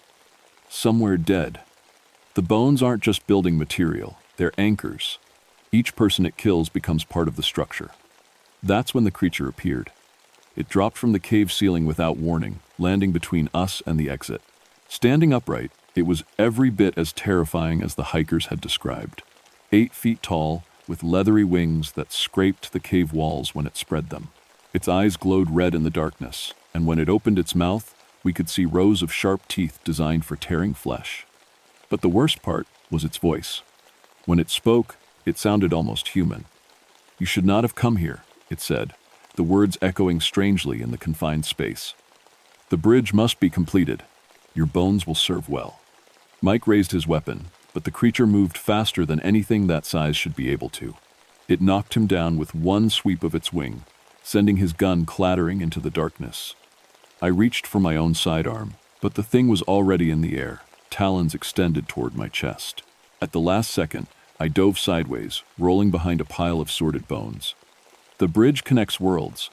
The creature continued, almost conversationally. Your realm has forgotten the old paths. I restore them, one bone at a time. Lisa helped Sarah to her feet, while I kept the creature distracted. Mike was unconscious, but breathing. We needed to get out of that cave, but the creature blocked the only exit. That's when I remembered my military training. The creature was intelligent, but it was also overconfident. It had been the apex predator in these mountains for so long that it didn't expect real resistance. I pulled the emergency flare from my survival kit and popped it. Brilliant red light filled the cave, and the creature shrieked in pain and anger. Its glowing eyes couldn't handle the sudden brightness, and it stumbled backward, momentarily blinded. "Run!" I yelled. Lisa and Sarah helped Mike to his feet, and we made a desperate dash for the cave entrance. The creature recovered quickly and came after us, but its massive wings made it clumsy in the confined space. We made it to the cave mouth just as the creature reached us. I felt its talons rake across my back, tearing through my jacket and drawing blood, but I managed to stay on my feet. That's when I did something crazy. Instead of running, I turned around and tackled the creature. We went down together in a tangle of wings and claws, rolling toward the edge of the ledge. The creature was stronger than me, but I had military hand-to-hand combat training and 13 years of wilderness survival experience. More importantly, I had something to fight for. As we struggled, the creature kept trying to get airborne, but I held on tight, using my rappelling gear to tangle its wings. If I could keep it grounded, maybe the others could escape. "Dan," Lisa called from somewhere behind me. "The bridge, it's collapsing." I looked across the gorge and saw that our struggle had somehow damaged the bone bridge. The carefully constructed framework was coming apart, human remains tumbling into the river below. The creature saw it too and let out a roar of rage that echoed through the canyon. "Years of work," it screamed. "Decades of collection." In its fury, it made a mistake. It released its grip on me and tried to fly toward the collapsing bridge. I used that moment to grab my emergency climbing anchor and drive the metal spike deep into the creature's left wing. It screamed again, this time in pain, and crashed back onto the ledge. Dark blood that smelled like sulfur poured from the wound. "You have destroyed nothing," it hissed at me. "The bridge can be rebuilt. There are always more bones." But even as it spoke, I could see it was weakening. The wing damage was severe, and the creature was bleeding heavily. It tried to attack me again, but its movements were sluggish and uncoordinated. That's when the cavalry arrived. A helicopter appeared over the gorge, searchlight blazing. The creature looked up in surprise and terror.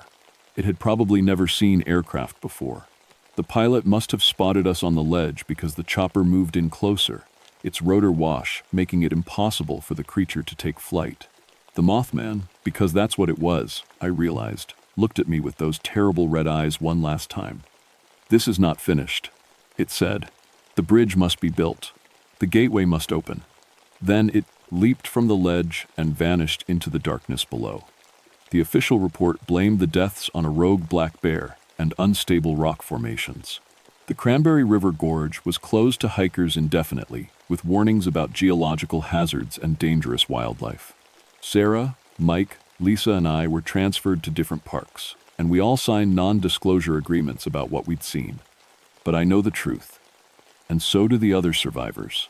We rescued 12 people from those cocoons, including Bill Martinez. All of them were alive but traumatized, with gaps in their memory and stories about shared nightmares. The state provided counseling, but how do you explain to a therapist that you were being collected by a supernatural creature for use in an interdimensional construction project? Sarah left the Park Service entirely and moved to Florida. Mike transferred to a desk job in Richmond. Lisa stuck with ranger work but won't go anywhere near West Virginia. Bill took early retirement and hasn't left his house in 6 months. As for me, I developed a severe fear of flying. Not just in airplanes, I can't even watch birds anymore without breaking into a cold sweat. The sound of wings, any wings, sends me into a panic attack. I've tried therapy, medication, even hypnosis, but nothing helps. Some fears go too deep to cure. I still work in the mountains, but in Colorado now, far from the dark hollows of West Virginia. My new colleagues think I'm just another burned-out ranger with PTSD from a bear attack.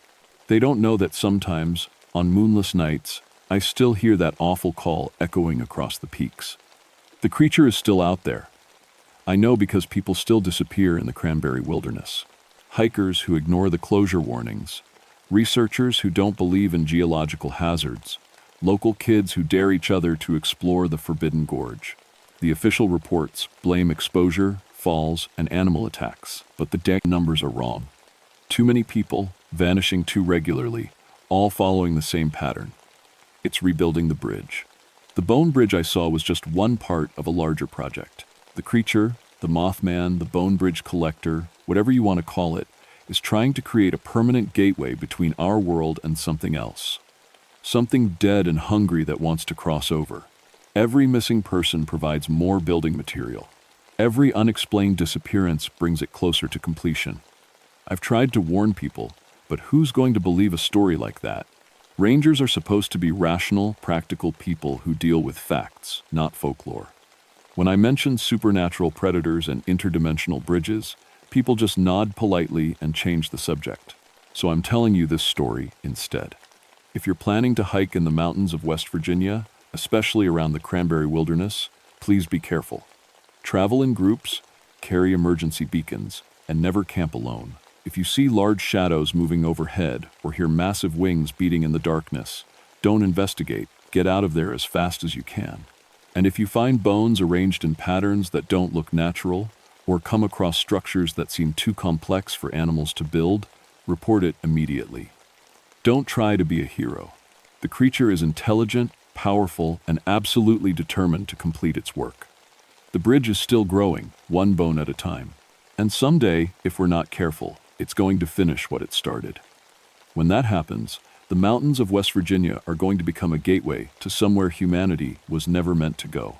And by then, it will be too late to stop it. I'm 51 years old now, and I've seen things that shouldn't exist in any rational world. I know most people will dismiss this as the ravings of a traumatized ranger with an overactive imagination.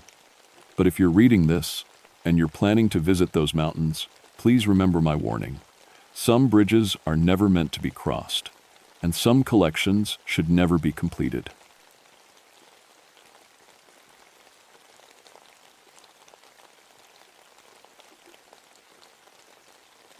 My name is Patricia Blackstone, but everyone just calls me Patty. I've been a park ranger at Linville Gorge for 8 years now, and I thought I'd seen everything these mountains could throw at me. I was wrong. Before I put on this uniform, I spent 6 years as a professional rock climber. I've scaled cliffs all over the world, but there's something special about Linville Gorge. The Cherokee called it sacred ground, and I can see why. The quartzite walls rise 1,000 feet straight up from the river below, carved by millions of years of water and wind. Most folks call it the Grand Canyon of North Carolina, and they're not far off. I know every climbing route in this wilderness area. Table Rock, Hawksbill, the Chimneys. I've rescued people from all of them. 34 successful rescues in 8 years, and not one person died on my watch. I take pride in that number. When you're dealing with 1,000-foot drops and weather that can turn deadly in minutes, pride in your work isn't vanity, it's survival. September 1977 was shaping up to be a quiet month. The summer crowds had gone home, and we only had serious hikers and climbers left. That's how I like it. Fewer people means fewer rescues, and fewer rescues means I can focus on what really matters, keeping the wilderness safe and wild. I grew up in these mountains, listening to my grandmother's stories about spirits and haints that lived in the hollows. But I never put much stock in ghost stories. I'm a practical woman. When something goes wrong in the woods, there's usually a practical reason: bad weather, poor planning, or simple human error. I'd heard the Mexican kids at school tell stories about La Llorona, the weeping woman who drowned children. Scary campfire tales, nothing more. The trouble started on a Tuesday morning in mid-September.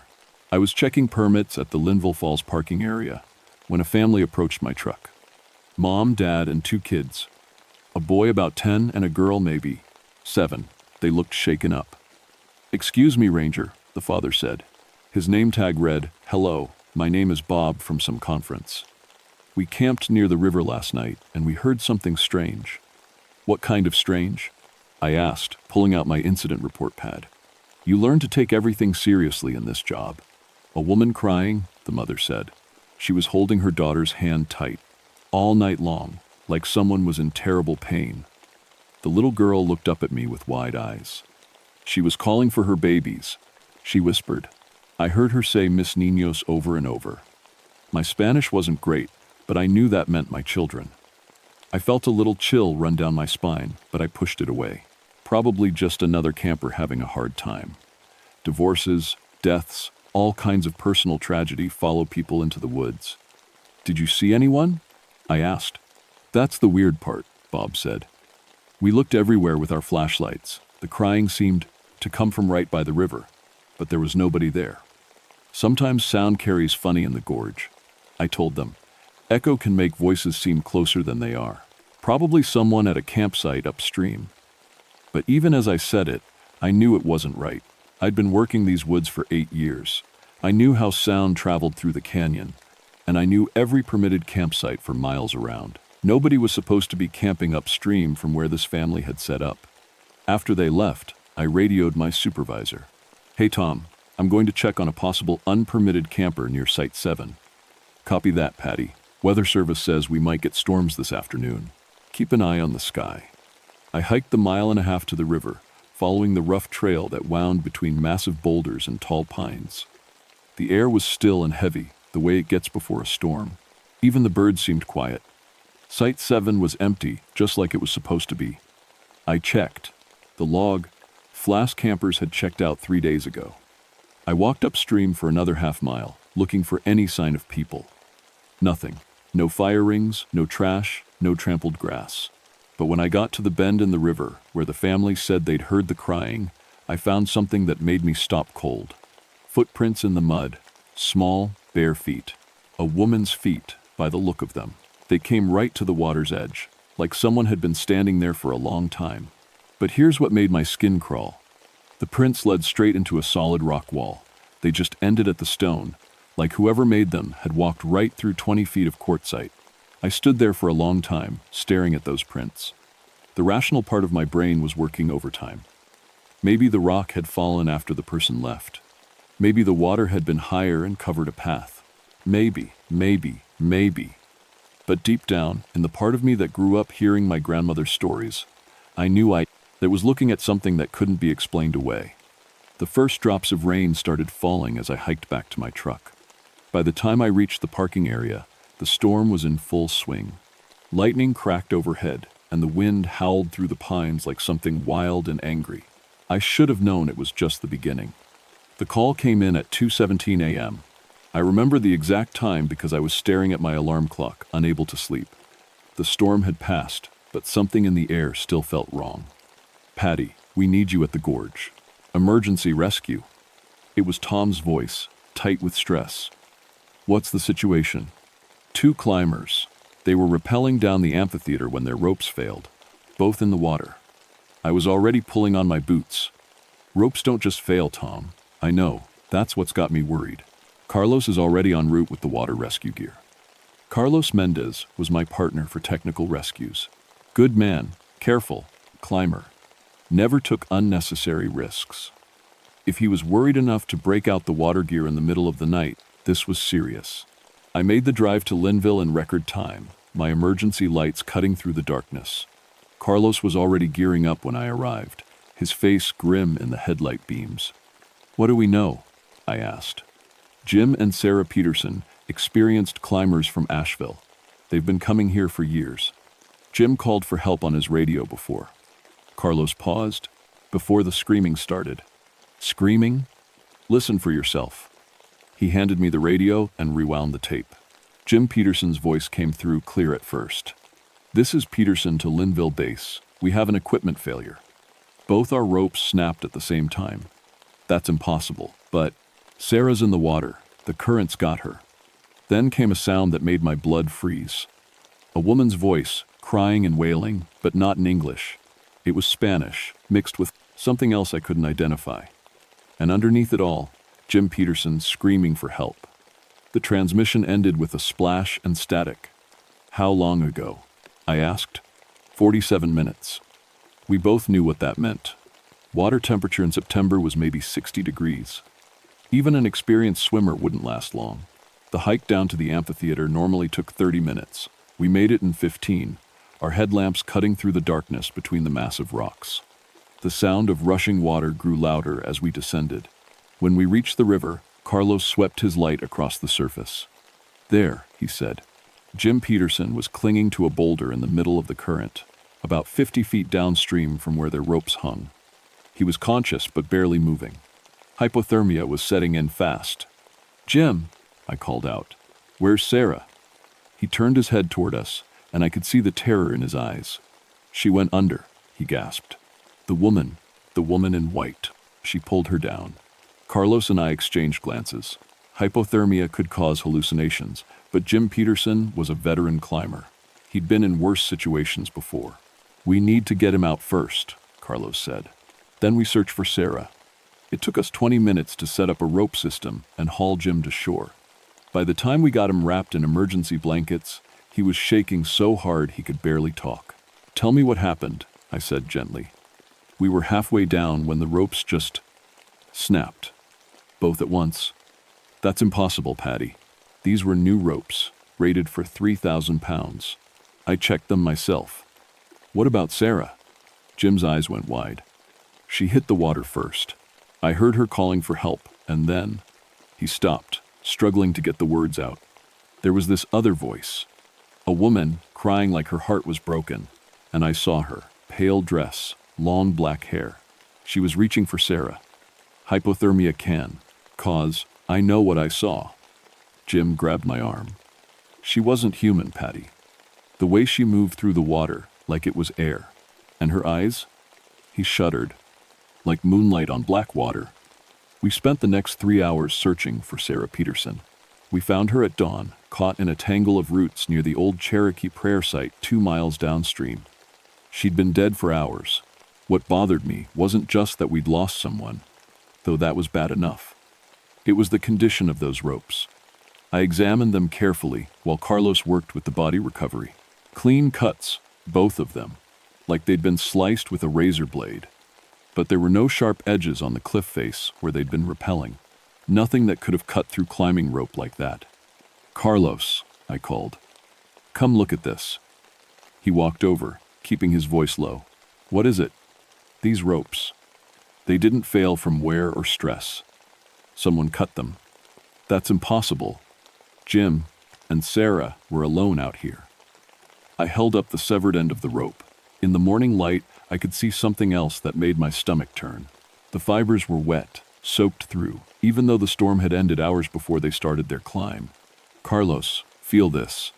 He touched the rope and jerked his hand back. "It's ice cold. And it smells like river water," I finished. We stood there in the growing daylight, 2 experienced rescue professionals trying to make sense of something that couldn't be explained.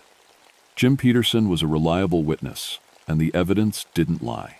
Something had been in that water with Sarah, something that could cut climbing ropes and move through rushing current like it was standing still.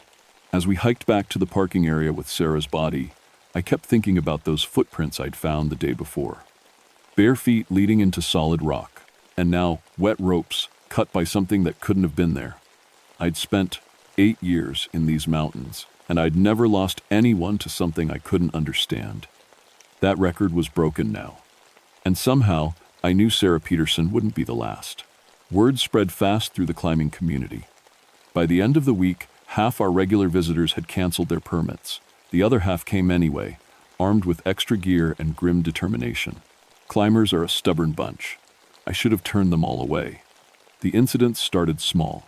A family camping near the river reported their tent stakes pulled up in the night, their gear scattered toward the water. No animal tracks, no sign of human interference. Another group found their climbing ropes soaked through, even though they'd been stored in a dry pack. Each time, there were sounds. Crying, calling. Always in Spanish, always the same words. Mis niños, ¿dónde están mis niños? Tom assigned Carlos to work with me full-time on what he was calling the Linville situation. We didn't talk about it that way between ourselves. Carlos had grown up in New Mexico, and he knew the stories better than I did. My grandmother used to tell us about La Llorona, he said one afternoon as we hiked back from another incident report. The weeping woman who drowned her children and now searches for others to take their place. That's Mexican folklore, I said. We're in North Carolina. Folklore travels, Patty, and water spirits. They're not bound by borders. I wanted to argue, but the evidence was getting harder to ignore. 3 more climbing accidents in 5 days. Ropes failing, gear mysteriously waterlogged, and always that crying in the night. We hadn't lost anyone else yet, but it was only a matter of time. The breakthrough came when I was researching the local history.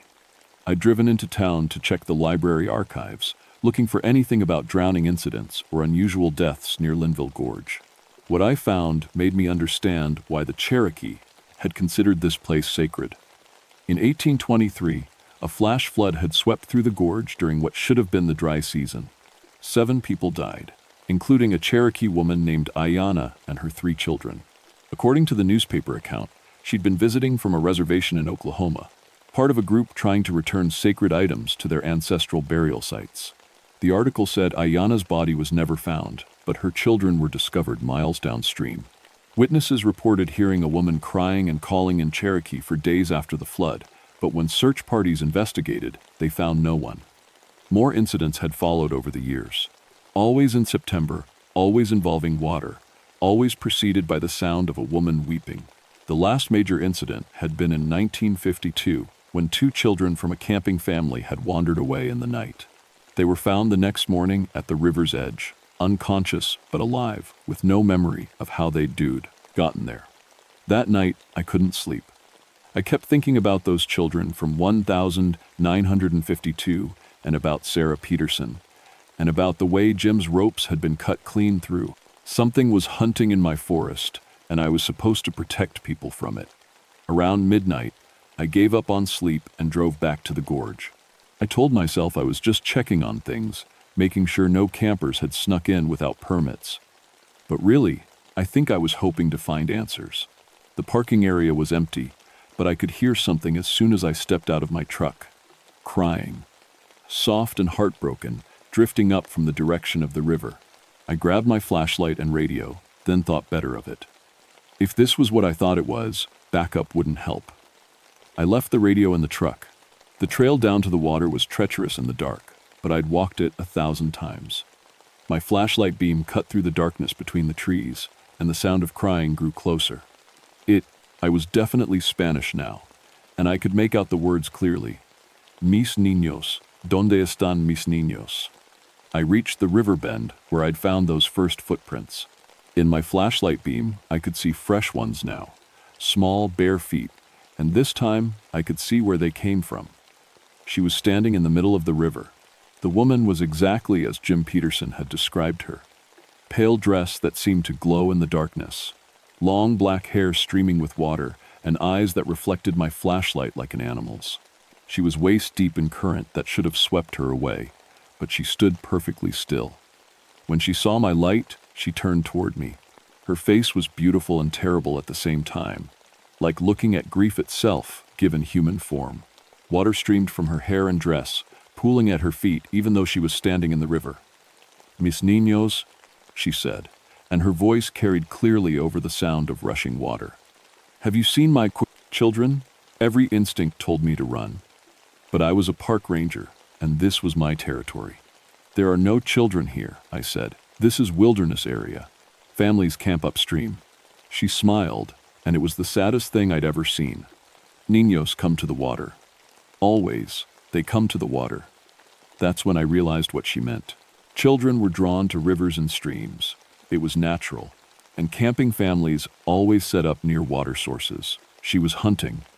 "You can't have them," I said. The smile disappeared. The temperature around me dropped 20 degrees in an instant, and frost began forming on the rocks at my feet. The river started to rise, water lapping higher on the banks, even though there'd been no rain for days.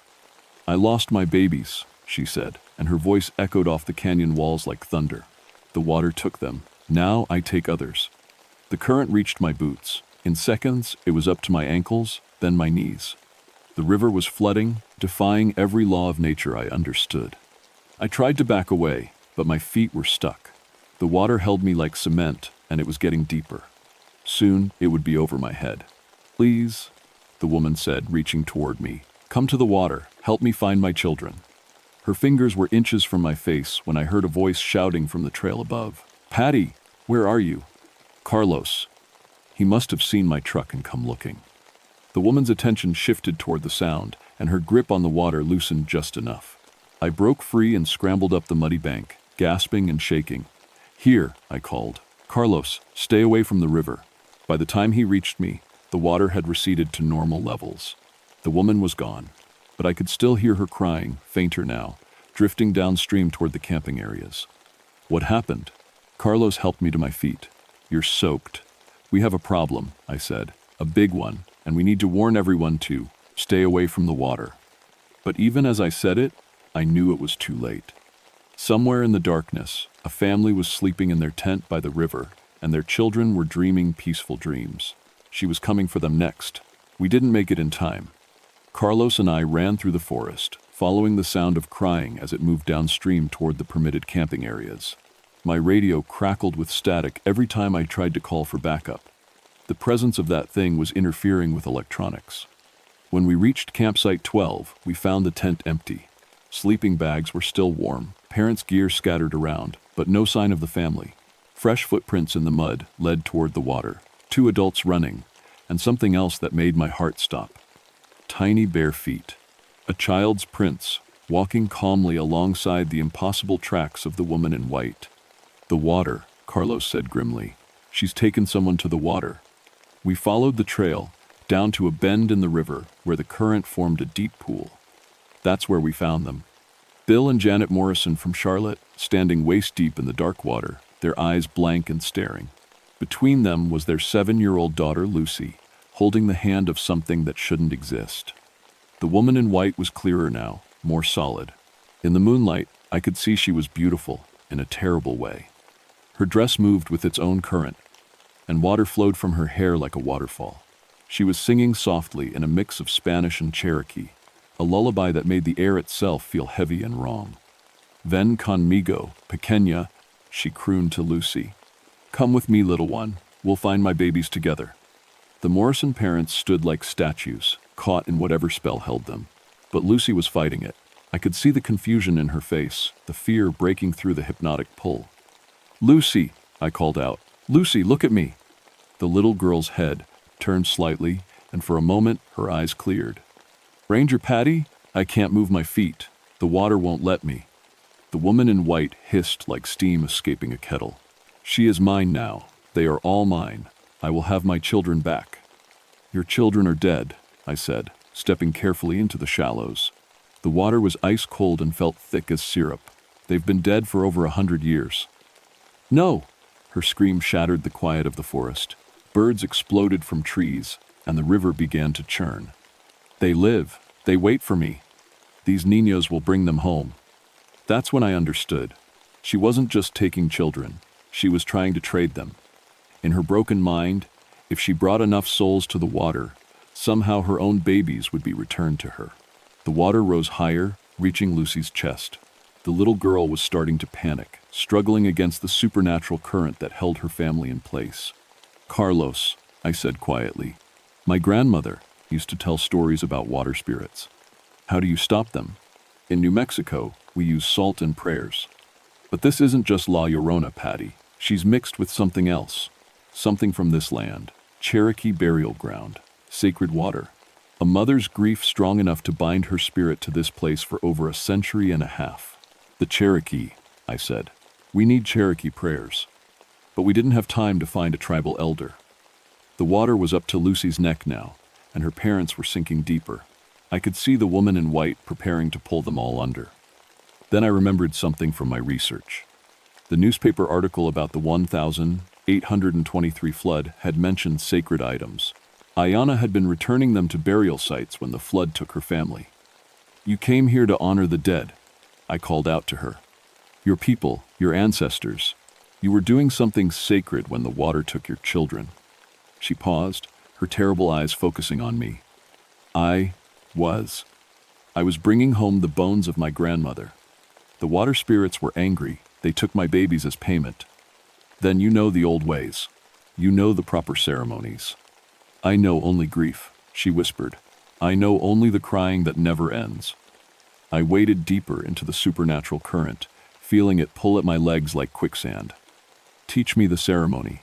Help me honor your children properly, and let these people go." For a moment, the river went still. The woman in white stared at me with eyes that held a century of sorrow. "You would do this? You would speak for my babies?" "Yes." Carlos was beside me now, his voice low and urgent. "Patty, what are you doing?" "What I should have done from the beginning," I said. "My job is to protect this wilderness and the people in it. All the people." The woman in white released Lucy's hand. The little girl gasped and stumbled toward shore, followed by her parents as the spell broke. But the water around me grew colder, and I could feel something vast and ancient stirring in the depths. "The ceremony requires a life," she said sadly. "A mother's life for a mother's children. That is the price the water spirits demand." "Then take mine." "No." Carlos lunged forward, but the current knocked him back. The woman in white reached for me, her fingers passing through my flesh like ice water. For a moment, I felt her grief as if it were my own. The overwhelming loss, the endless searching, the hope that somewhere in the darkness her children were waiting. But I also felt something else, peace. For the first time in over a century, Ayana's spirit touched something beyond sorrow. "You have no children," she said wonderingly. "Yet you would die for these." "It's what we do," I said. "We protect the ones who can't protect themselves." She smiled then, and it was beautiful instead of terrible. "My children, they are not lost. They wait for me in the place beyond water, beyond tears. I have been looking in the wrong direction." The water began to recede. The woman in white grew translucent, fading like mist in the morning sun. "Thank you," she whispered. "Thank you for reminding me how to let go." And then she was gone, taking the unnatural cold with her. The river returned to its normal flow, and somewhere in the distance, I could swear I heard the laughter of children at play. The official report listed the Morrison family incident as a case of sleepwalking triggered by altitude and stress. The climbing accidents were attributed to equipment failure and poor weather conditions. Sometimes the truth isn't what people need to hear. Tom transferred me to a desk job for 2 weeks while I recovered from the stress of multiple rescue operations. I spent the time researching Cherokee water ceremonies and visiting with Mary Owl, an elder from the Eastern Band who helped me understand what had really happened at Linville Gorge. "Grief can bind a spirit to this world," she told me over coffee in her kitchen. "But only love can set it free. You showed Ayana that her children were safe, that she could stop searching. Will she come back?" "No, her journey is finished. But," Mary paused, studying my face, "you've been marked by the experience. The water spirits know you now. They may call on you again." I returned to active duty in October, and everything seemed normal for a while. The climbing accidents stopped. No more reports of crying in the night. Families camped by the river without incident. But I was different. I could feel it in the way the forest spoke to me now, in the way water moved differently when I was near. I'd touched something ancient and powerful, and it had left its mark. 3 months later, I got a call from a ranger in the Great Smoky Mountains.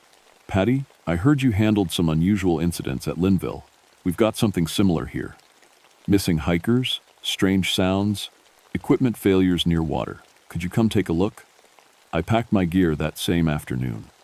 The thing about supernatural encounters is that they change how you see the world. Every forest has its spirits, every river its secrets. Most of the time, they sleep quietly, content to let the living world go about its business. But sometimes grief or anger or ancient promises wake them up. That's when they call rangers like me. I still work the high country, still make my rescues and file my reports. But I also listen for the sounds that don't belong, watch for the signs that something old is stirring. I've learned Cherokee water blessings and Spanish prayers for the dead. I carry salt in my pack and sage in my pocket. And sometimes, on quiet September nights when the moon is dark and the mist rises from the gorge, I can still hear her. Not crying anymore, but singing. Lullabies in Cherokee and Spanish, drifting on the wind like a mother's love that has finally found its way home. The mountains keep their secrets, but they also keep their promises. Ayana found her peace, and her children found their rest. As for me, I found my true calling. Some people protect the wilderness from the living. I protect the living from what lurks in the wilderness. And sometimes, if I'm very lucky, I help lost souls find their way to whatever comes after the crying stops. The water spirits remember, and they know where to find me when they need someone who understands that love is stronger than grief, and that sometimes the best way to protect people is to help the dead find peace. That's the real job of a ranger in these mountains. We guard the boundary between what is and what should no longer be. And we make sure that when the old sorrows wake up, they remember how to sleep again.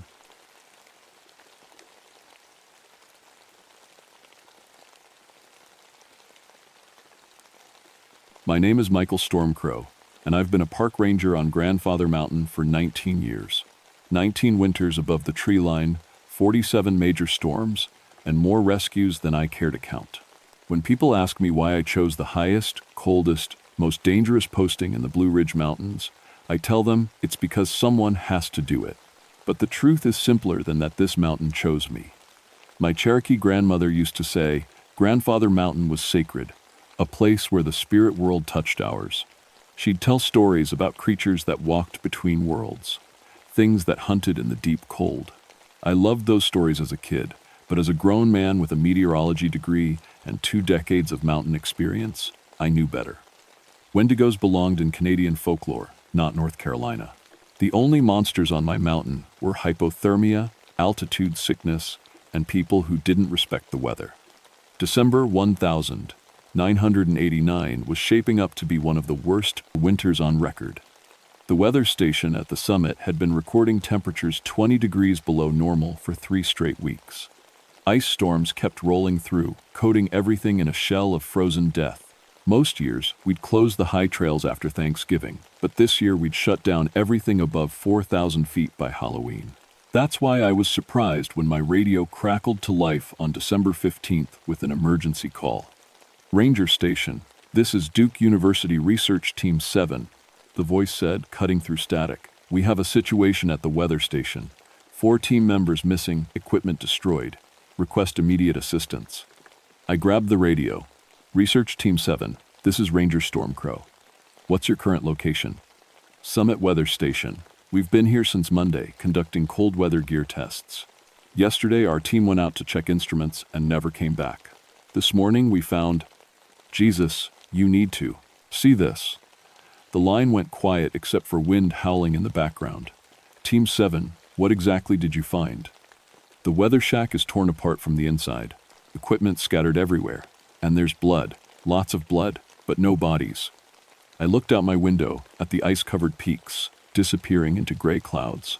The weather service was calling for another storm system to move in by evening. Temperature was supposed to drop to 15 below deadly cold, even for experienced climbers. Team 7, how many people do you have at your location? 3 of us left, Dr. Sarah Martinez, Tom Chen, and myself, Dr. Kevin Walsh. We're in the main research building, but something's been circling us all night. We can hear it walking around outside, making sounds like it's talking to itself.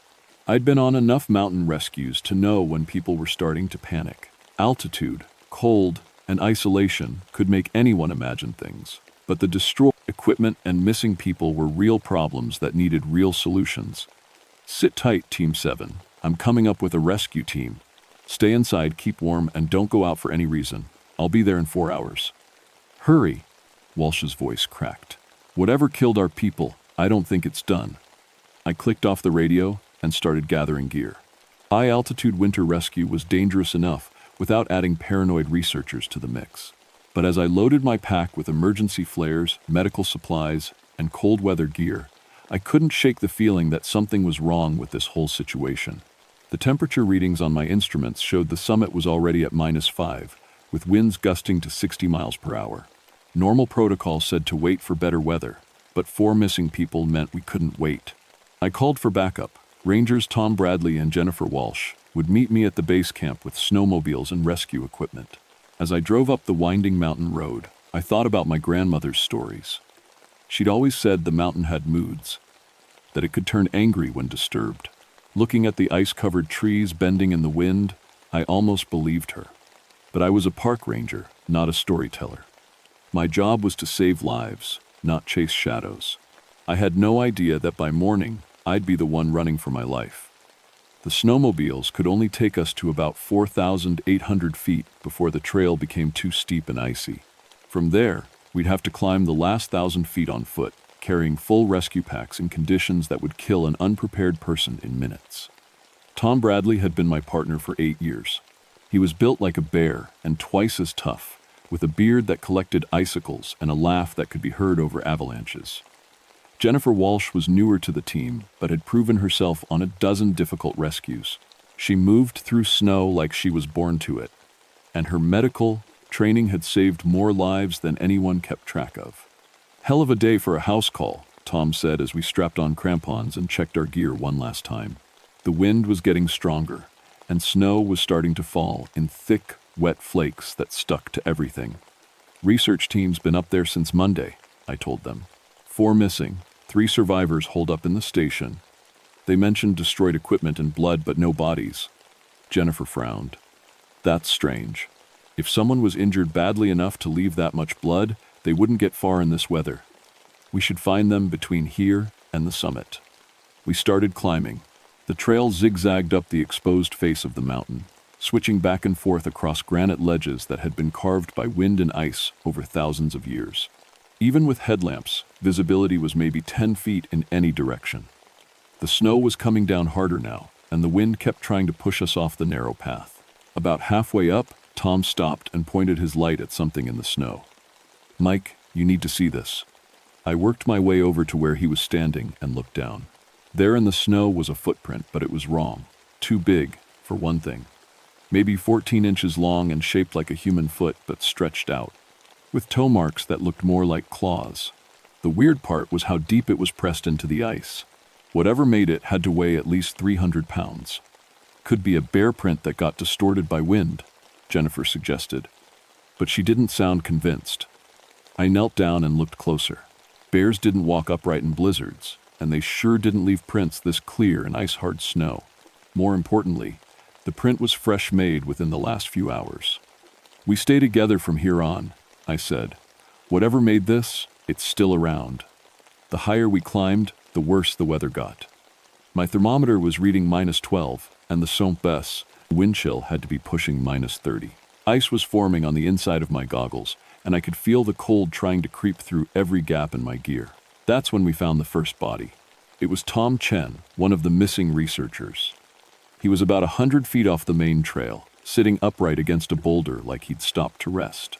But when Jennifer checked him with her light, we saw the truth. "Jesus Christ," Tom Bradley whispered. Something had torn Chen apart. His winter gear was shredded, and there were massive claw marks across his chest and arms.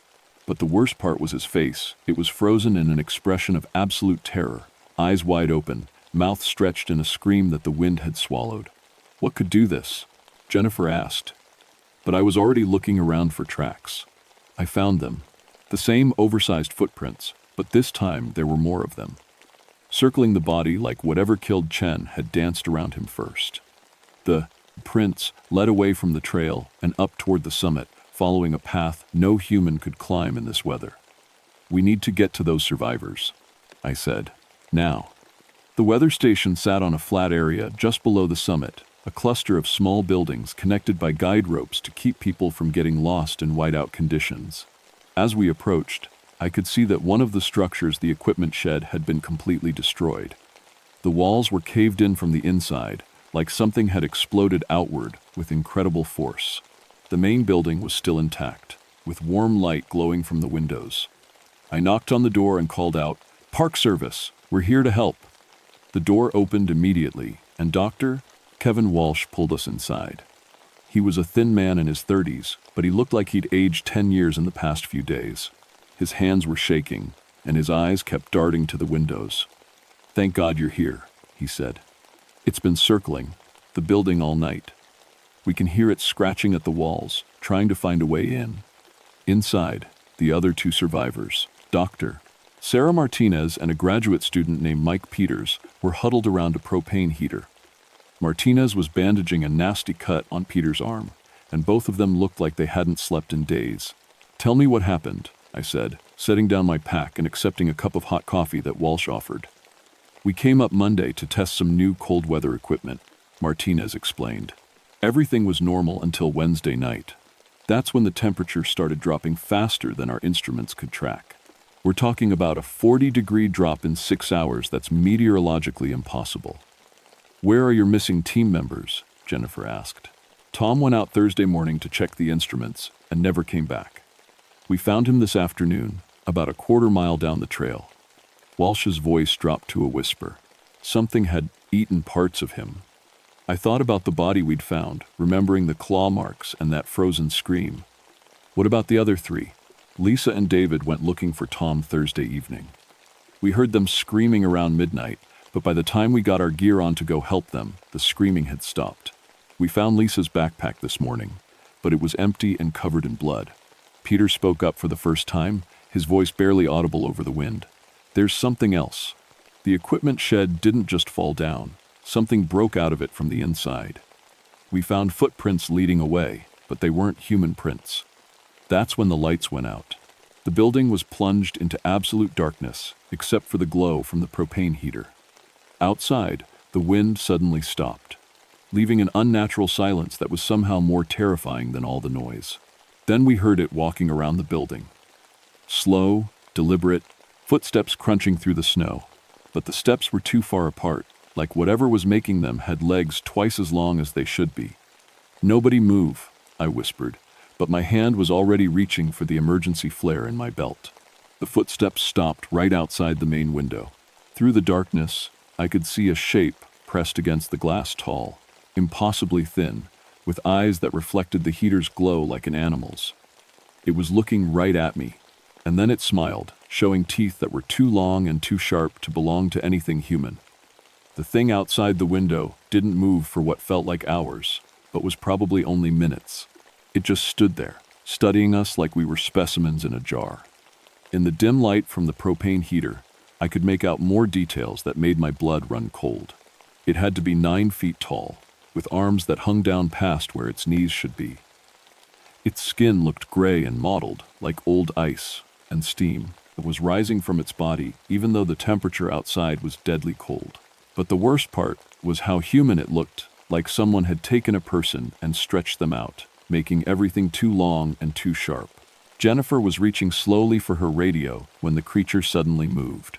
Not toward us, but away, disappearing from the window so quickly it might have been a trick of the light. "What the hell was that?" Peters whispered. Before anyone could answer, we heard metal tearing. The creature was on the roof, ripping off the weather vane and some kind of antenna. Pieces of equipment crashed down past the windows, and the sound of claws scraping against metal filled the air. "It's trying to cut off our communications," Tom Bradley said, grabbing his rifle from his pack. The scratching stopped. Then we heard footsteps again, but this time they were moving around the entire building, circling us. The thing was checking for weaknesses, looking for a way in. "We need to get out of here," Walsh said. "Whatever that is, it's not going to give up." I was thinking the same thing, but looking outside at the blizzard that was getting worse by the minute, I knew we'd never make it down the mountain in these conditions. The temperature had dropped to -15, and the wind was gusting strong enough to knock a person off their feet. That's when the creature started talking. It wasn't human speech, but it wasn't animal sounds either. It was like someone whispering in a language I'd never heard, but somehow I understood the meaning. It was hungry. It had been hungry for a long time, and now it had found food. "Oh God," Martinez whispered. "It's learning our language. It's been listening to us." The whispering got louder, and I realized the creature was speaking words now broken. distorted English that sounded like it was coming from a throat that wasn't designed for human speech. Cold. So cold. Need warmth. Need flesh. Peter started hyperventilating. This isn't happening. This can't be happening. I grabbed him by the shoulders. Listen to me. We're going to get through this, but I need everyone to stay calm.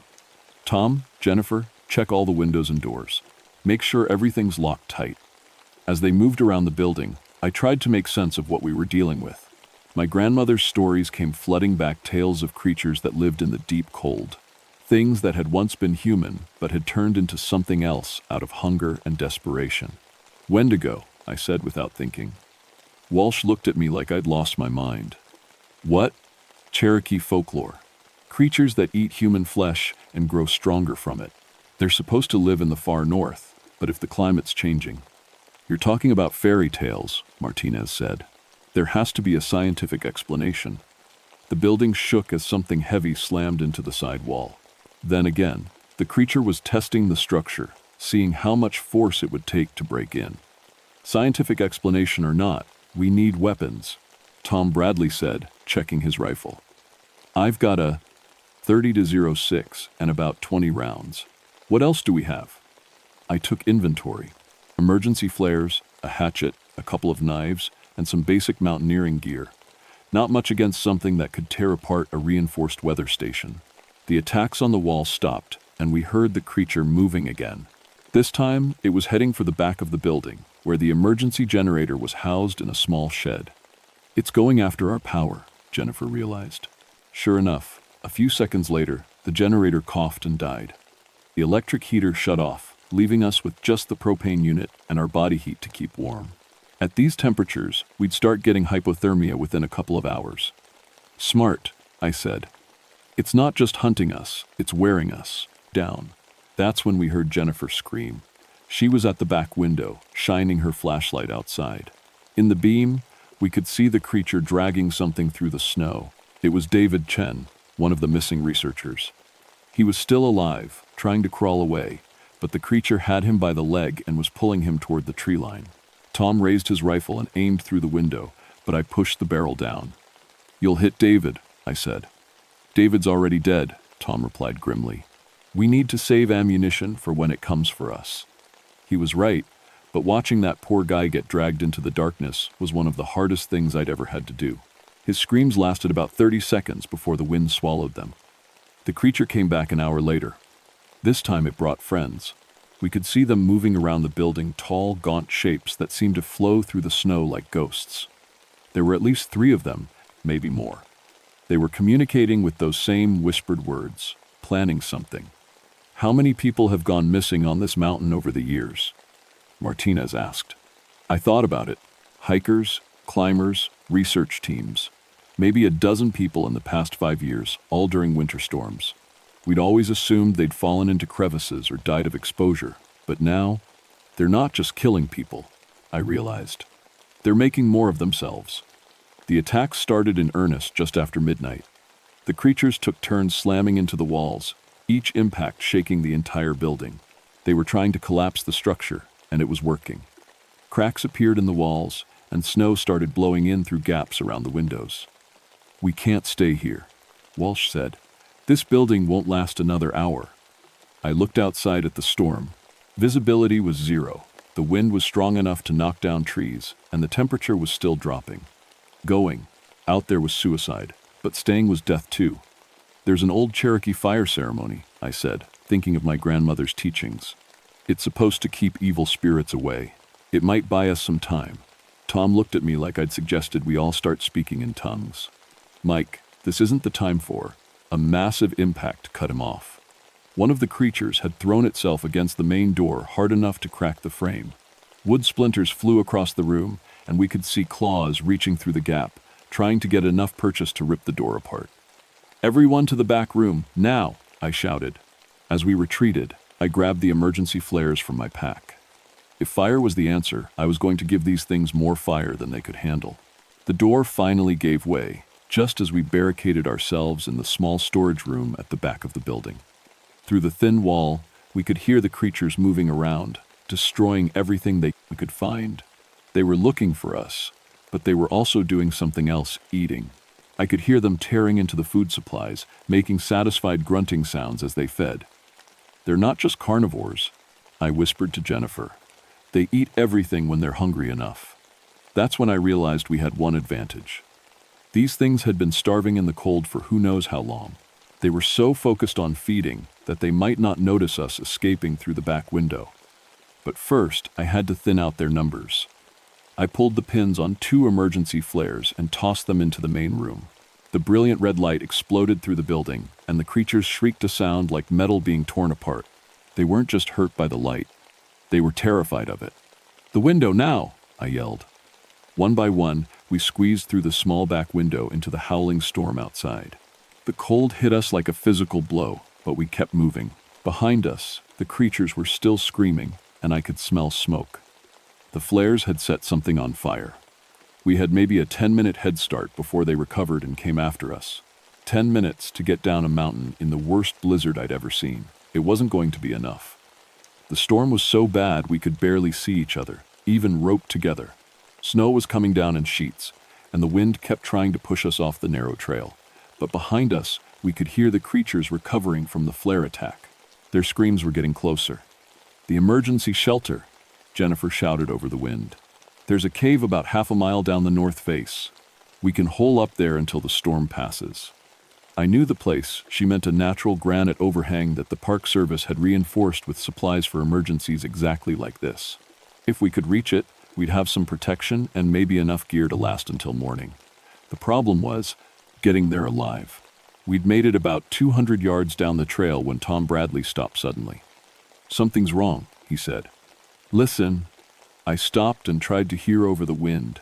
At first there was nothing, but then I caught it, the sound of the creatures moving through the snow. They were faster than us, and they were getting closer. But more importantly, they weren't just behind us anymore. They were on both sides of the trail, trying to cut off our escape route. "They're hurting us," I realized, "driving us toward something." That's when I saw it, a 4th creature waiting on the trail ahead, crouched low like a cat ready to pounce. It was bigger than the others, covered in ice that made it look like a living glacier. When it saw us, it stood up to its full height, which had to be at least 10 feet. "Back up slowly," I whispered. "Don't run." But Peters panicked. He turned and tried to bolt back up the trail, right into the arms of one of the Kumpir creatures that had been following us. The thing grabbed him by the head and lifted him off the ground like he weighed nothing. Tom raised his rifle and fired 3 quick shots. The bullets hit the creature center mass, but they barely slowed it down.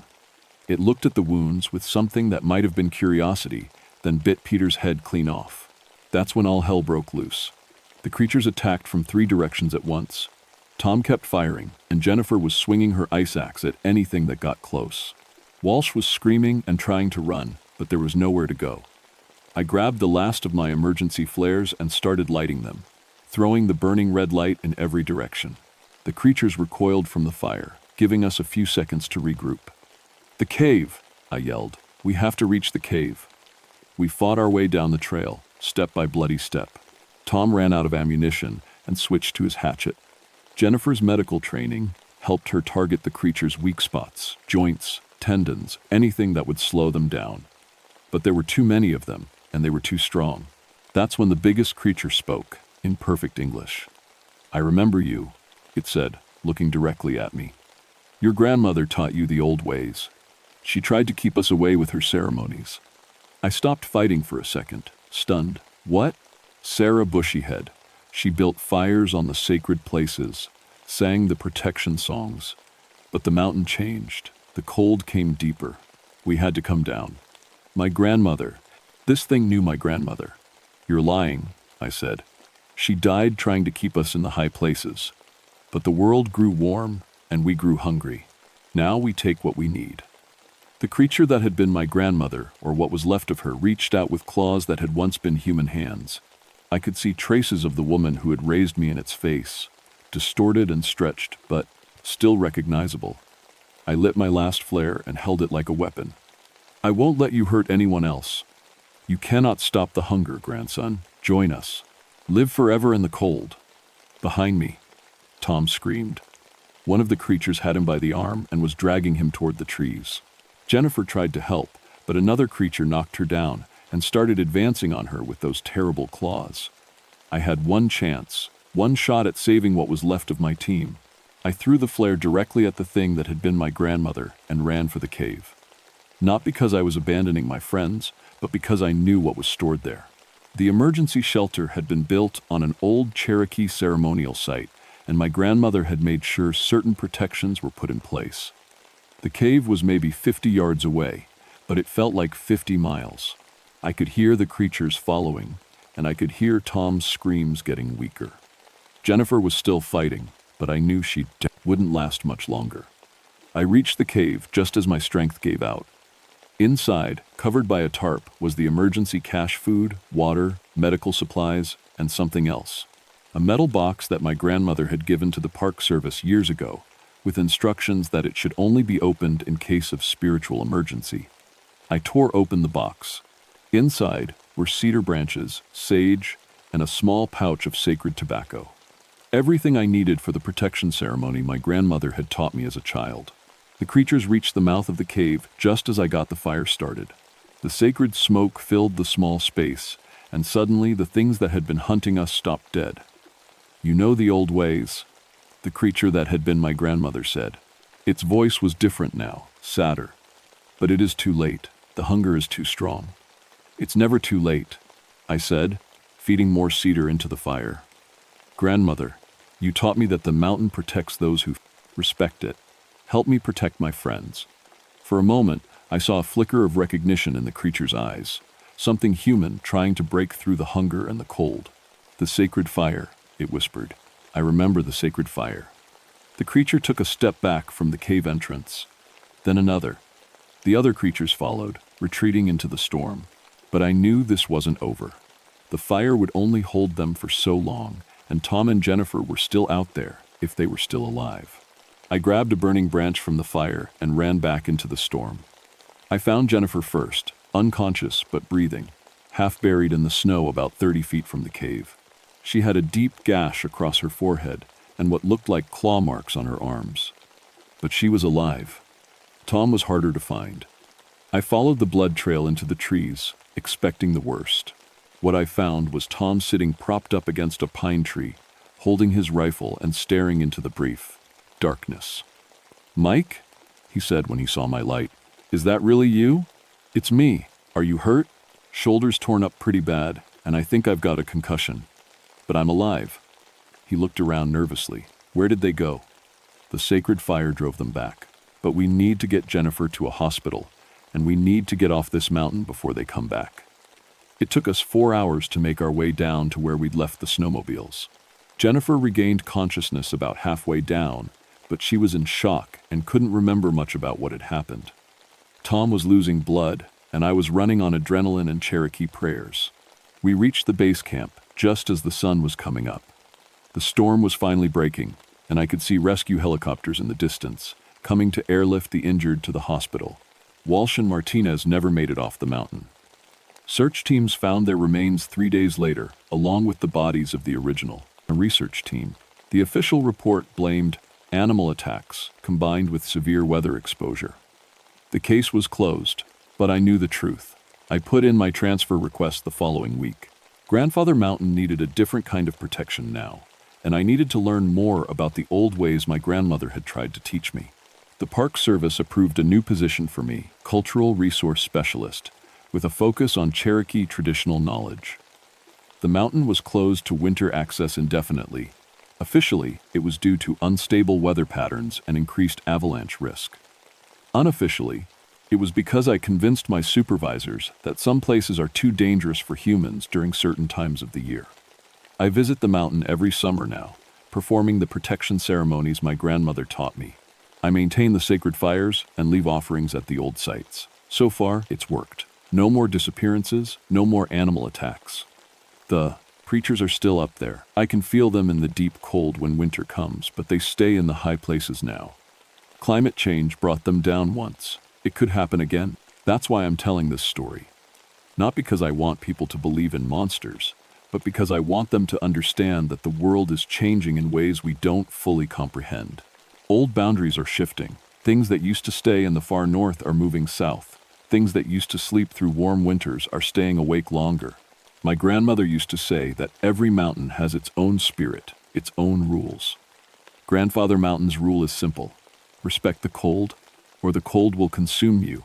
Last winter, I got reports of strange sounds coming from the summit during ice storms. Hikers finding oversized footprints on trails that should have been empty. Food going missing from emergency shelters. I drove up to the base of the mountain and looked toward the summit. Even in the broad daylight, I could see shapes moving against the snow. Waiting. Watching. The fire ceremonies are holding for now, but I'm getting older, and I don't know who I can teach to take over when I'm gone. The Cherokee Nation has record of the old protections, but most people think they're just folklore. They're not folklore, they're survival instructions. If you ever find yourself on Grandfather Mountain during a winter storm, remember this: stay away from the high places when the temperature drops below zero. Don't travel alone. Carry lots of fire. And if you hear something whispering in the wind, something that sounds almost human but not quite, don't listen to what it's saying. Turn around and walk away. The mountain will let you leave if you show proper respect.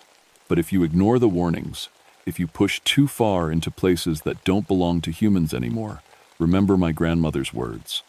The cold is patient and the cold is hungry. And once it gets a taste for human warmth, it never forgets.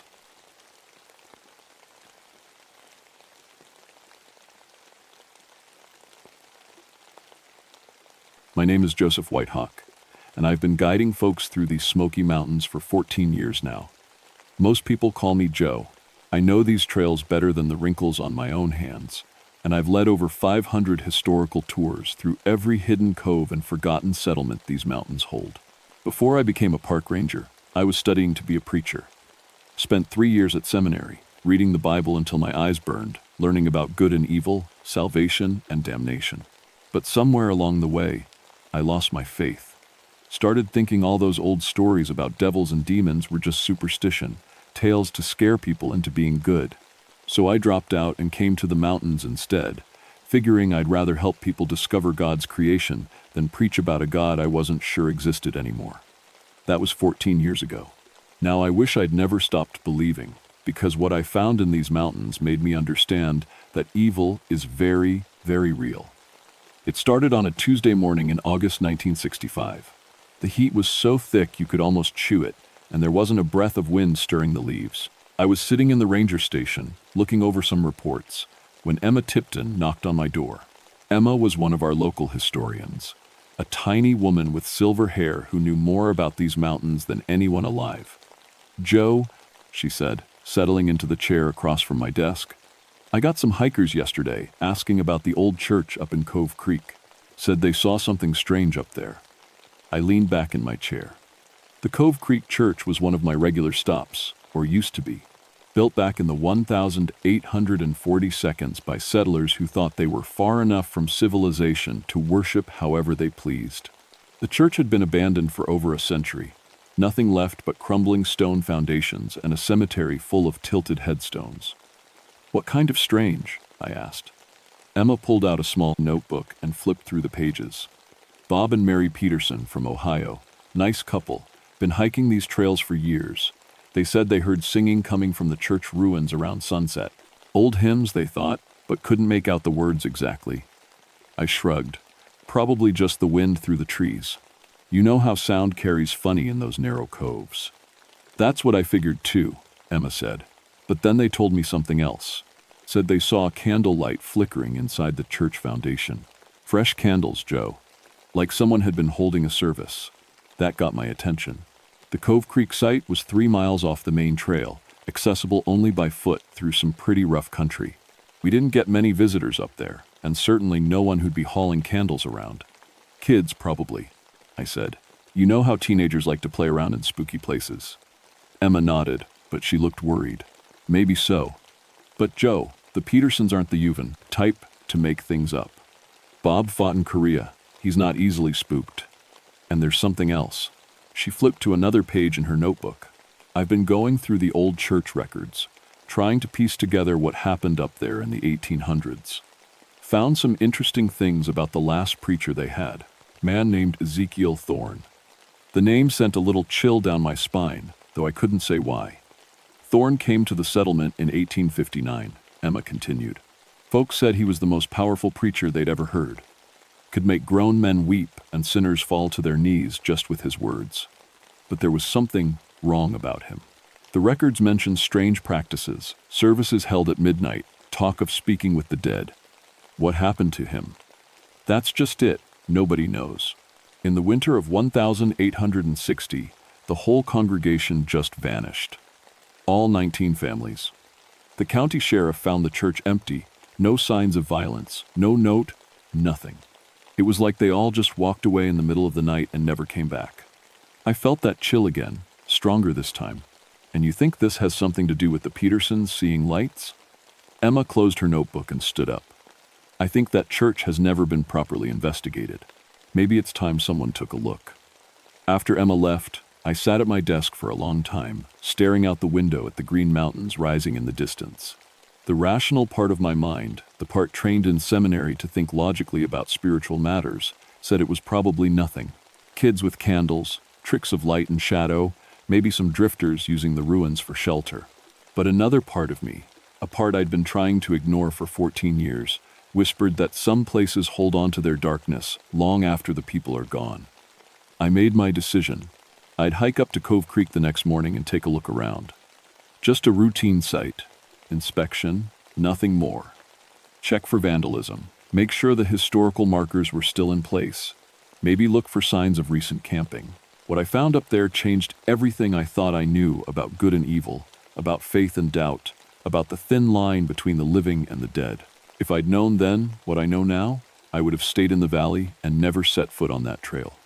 But sometimes you have to walk into the darkness to understand why the light matters. And sometimes the darkness has been waiting for you all along. I started up the Cove Creek Trail at first light, my backpack loaded with the usual gear: camera, notebook, first aid kit, and a thermos of coffee that Emma had pressed on me before I left the station. The trail was familiar under my boots, winding through stands of tulip poplar and mountain laurel, crossing 3 small streams before it started climbing toward the cove. The hike normally took about an hour and a half, but that morning, something felt off from the start. The woods were too quiet, no bird songs, no rustle of squirrels in the trees, not even the buzz of insects, just the sound of my own breathing and the crunch of leaves under my feet. By the time I reached the old church site, sweat was running down my back, despite the early morning cool. The ruins sat in a small clearing, surrounded by a broken stone wall that had once marked the church grounds. The foundation stones were still there, outlining where the building had stood, with gaps for the door and windows. Wild grapevines had grown over most of it, and saplings pushed up through cracks in the old floor. The cemetery was behind the church, maybe 20 headstones still standing, though many had fallen over or broken apart. Some of the names were still readable. Sarah Caldwell, beloved wife, 1,823 to 1,859. Thomas Ridge, called home, 1,841 to 1,860. Most of the dates ended in 1860, right around the time everyone disappeared. I start with the church foundation, looking for signs of recent activity. It didn't take long to find them. In what would have been the front of the church, near where the altar would have stood, someone had cleared away the vines and debris. The old foundation stones had been scrubbed clean, and there were dark stains on them that looked suspiciously like candle wax. But that wasn't the strangest part. Carved into the largest foundation stone, someone had scratched words in what looked like Latin: Servus Tenebrarum Aeternum. My seminary training kicked in, and I translated it slowly. Servant of darkness eternal. I pulled out my camera and snapped several pictures, then moved on to check the cemetery. Most of the graves looked undisturbed, but there was something wrong with the ground around them. The grass was dead in perfect circles around each headstone, as if something had poisoned the earth. And the temperature, God, it was cold back there, had to be 20 degrees cooler than the rest of the clearing, cold enough that I could see my breath. That's when I found the visitor log. It was sitting on top of a broken headstone, a simple spiral notebook with a pencil tied to it with string. Park Service regulations required us to maintain visitor logs at historical sites. But I knew for certain we'd never put one at Cove Creek. The site was too remote, too lightly visited. I opened the notebook with hands that had started shaking, though I told myself it was just from the cold. The first entry was dated 3 days ago. Bob and Mary Peterson, Dayton, OH. Beautiful site, heard lovely singing. Normal enough, but as I flipped through the pages, my blood started turning to ice water. There were entries going back weeks, months, and years. Names and dates and comments written in different hands, different pens, different pencils. The 15th of June, 1962, Thomas Crawford, Atlanta, GA. Came for the evening service. Powerful preaching. The 3rd of August, 1959, Helen Morrison, Nashville, TN. Brother Ezekiel spoke the truth tonight. I am saved. The 30th of May, 1955, James Whitfield, Knoxville, TN. The darkness has such beautiful light. My hands were shaking harder now as I flipped to the very back of the notebook. The last entry was from yesterday. We have been waiting for the ranger. He will come tomorrow. E.T. E.T. Ezekiel Thorne, the preacher who had disappeared over a century ago. I dropped the notebook like it was on fire and stumbled backward, my heart hammering against my ribs. This had to be some kind of joke. Maybe kids from one of the local high schools playing an elaborate prank. People didn't write in visitor logs for 100 years. Dead preachers didn't leave messages for park rangers. But even as I tried to rationalize it, I knew something was wrong with this place. The cold, the dead grass, the absolute silence of the woods. None of it was natural. I forced myself to pick up the notebook again and stuff it into my backpack.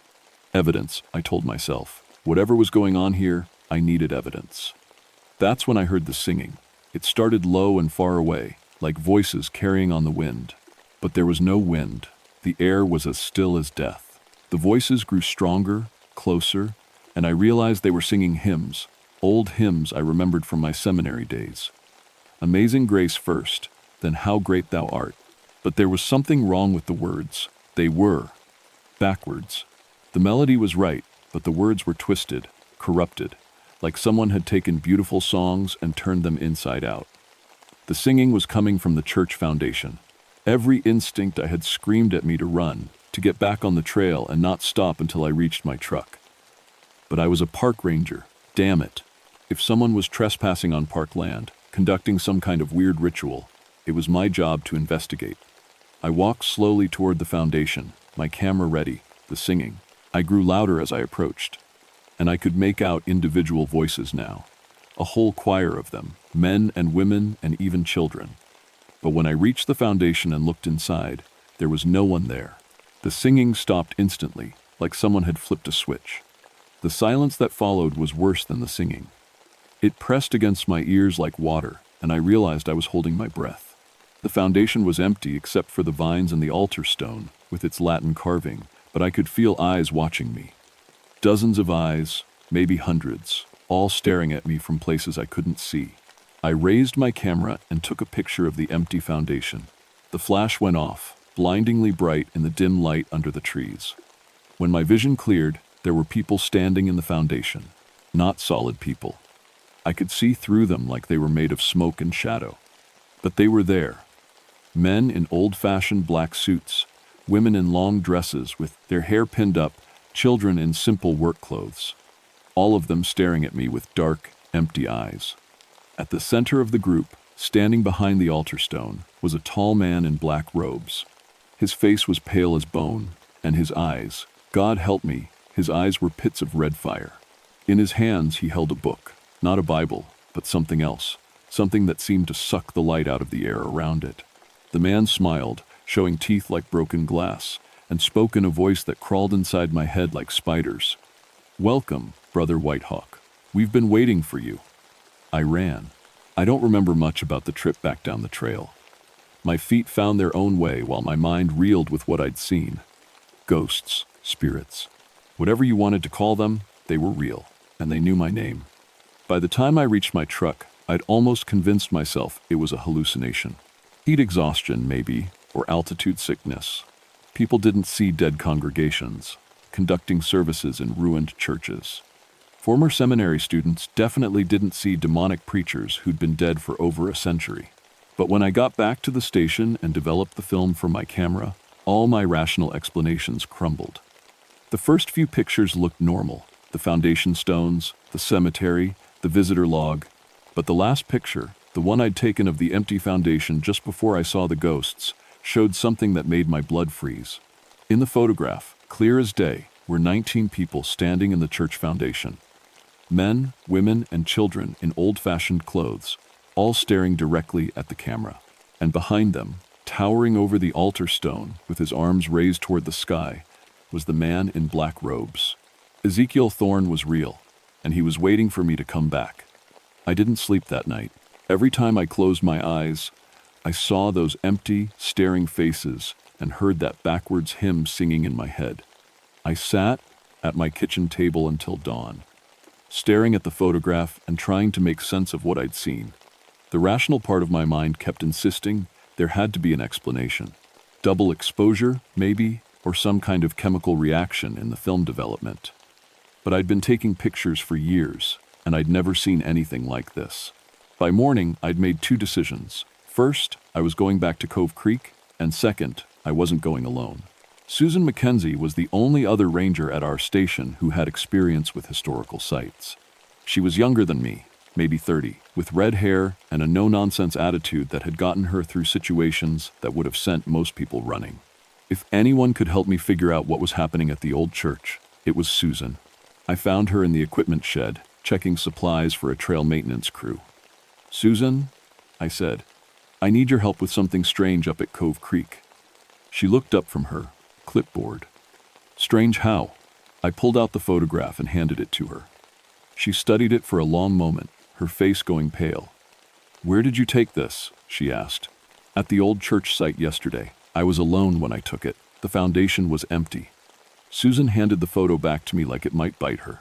"Joe, this looks like one of those old Civil War ghost pictures you see in books. You know, double exposure tricks." "That's what I thought too," I said. "But I need someone to come up there with me and verify what I'm seeing. Will you do it?" She was quiet for a minute, chewing on her lower lip, the way she did when she was thinking hard. Finally, she nodded. "Okay, but we go prepared. Extra cameras, recording equipment, first aid kit, and if things get weird, we leave immediately. Deal?" "Deal." We started up the trail at noon, both of us loaded down with gear. The woods were still unnaturally quiet, but Susan didn't seem to notice at first. She was busy taking notes about trail conditions and marking spots where erosion had damaged the path. It wasn't until we crossed the second stream that she stopped and looked around. "Joe," she said, "where are all the birds? I noticed that yesterday. Probably just the heat." But even as I said it, I knew it wasn't the heat. Birds didn't abandon an entire mountainside because of hot weather. Something had scared them away. We reached the church site just after 2 o'clock. Susan walked around the foundation, taking pictures and making notes, while I checked the cemetery again. The visitor log was still there on the broken headstone, and when I opened it, there was a new entry. The 15th of August 1965, Susan Mackenzie, National Park Service. "Welcome, sister. Your faith will be tested today. T.T." "Susan," I called, trying to keep my voice steady. "Come, look at this." She walked over and read the entry, her face going white. "I didn't write this. Joe, I've never even been to this site before." "I know. But look at the handwriting. It's the same as the other old entries." Susan grabbed the notebook and flipped through it, reading the impossible dates and signatures. "This is someone's idea of a sick joke. It has to be." That's when we heard the child crying. It was coming from the cemetery, a soft sobbing that tugged at your heart and made you want to run toward it to help. Susan and I looked at each other, then moved carefully toward the sound. The crying was coming from behind the largest headstone, a tall granite marker that read, "Ezekiel Thorne, Shepherd of the Flock, 1820. The death date had been left blank. As we approached, the crying got louder, more desperate. It sounded like a little girl, maybe 6 or 7 years old. "Hello?" Susan called. "Are you hurt? We're park rangers. We can help you." The crying stopped instantly. Susan walked around the headstone, and I heard her gasp. When I joined her, I saw what had shocked her. There was a fresh grave behind Thorne's marker, not old and overgrown like the others, but newly dug, with dark earth piled around the edges. and sticking out of the dirt was a small white hand. "Oh God," Susan whispered. "Joe, there's a child buried here." I knelt down and brushed dirt away from the hand. It was cold as ice, but when I touched it, the fingers moved. The hand grabbed mine and squeezed. I jerked backwards so hard I fell on my rear end, pulling Susan with me. We scrambled away from the grave, both of us breathing hard. "We need to call the sheriff," Susan said, "if there's a body." "Look at the hand again," I said. Susan turned back toward the grave, and I watched her face change. The hand was gone. The dirt was smooth and undisturbed, covered with grass that looked like it had been growing there for years. "It was there," she said. "I saw it. You touched it." "I know, but it's gone now." We spent the next hour searching, with the cemetery, looking for any sign of disturbance, any indication that someone had been digging. We found nothing. The graves were all old, all untouched, all exactly as they should be, but the temperature kept dropping. By 4 o'clock, it was so cold we could see our breath, even though it was 90 degrees down in the valley, and the feeling of being watched was getting stronger. "Joe," Susan said, "I think we should leave." I wanted to agree with her. Every nerve in my body was screaming that we needed to get away from this place. But I was a former seminary student, and I needed to understand what was happening here. "Let's check the church foundation one more time," I said. "Then we'll go." As we approached the foundation, I noticed that the altar stone was different. The Latin carving was still there, but now there were other markings around it. Symbols that hurt to look at, lines and curves that seemed to twist in ways that geometry shouldn't allow. Susan walked up to the stone and ran her fingers over the new carvings. "These weren't here yesterday, were they?" "No, someone's been here since." Susan started screaming. Not the kind of scream you hear when someone's hurt or scared, but something else entirely. A sound that came from deep in her throat, wordless and wild and full of a terror so pure it made my bones ache. And then she started speaking in tongues. I'd heard it before in church, back when I still believed. The gift of speaking in languages no one understood, words that supposedly came straight from God. But what came out of Susan's mouth wasn't holy. The words were harsh and guttural, full of consonants that scraped against each other like broken glass. Her eyes had rolled back in her head, showing only white, and her body was rigid as a board. The words poured out of her mouth in a stream, and even though I couldn't understand them, I knew they were wrong. They were the opposite of prayer, the opposite of blessing, the opposite of everything good and holy in the world. I grabbed her shoulders and shook her. "Susan, Susan, snap out of it!" The foreign words stopped, and she looked at me with eyes that weren't her own. When she spoke, it was in a man's voice, deep and cultured and absolutely confident. "She belongs to me now, Brother Whitehawk. As will you, when the sun sets and the real service begins." Susan's face twisted into a smile that was all wrong for her features. "We have such plans for you both. Such beautiful, terrible plans."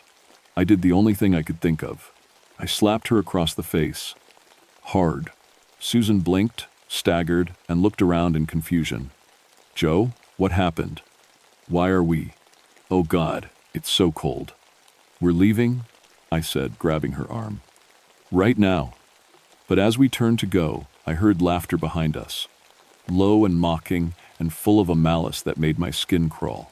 When I looked back at the foundation, there was no one there. But carved into the altar stone, in letters that seemed to glow with their own dark light, were new words. "Tonight, when the moon is dark, I will have my congregation complete." We ran down that trail faster than I'd ever moved in my life, Susan stumbling beside me, both of us too scared to look back. By the time we reached the truck, the sun was setting behind the mountains, and the first stars were appearing in the sky. "Joe," Susan said as we drove back to town, "I can't remember what happened up there. After I touched that stone, everything goes blank until you slapped me."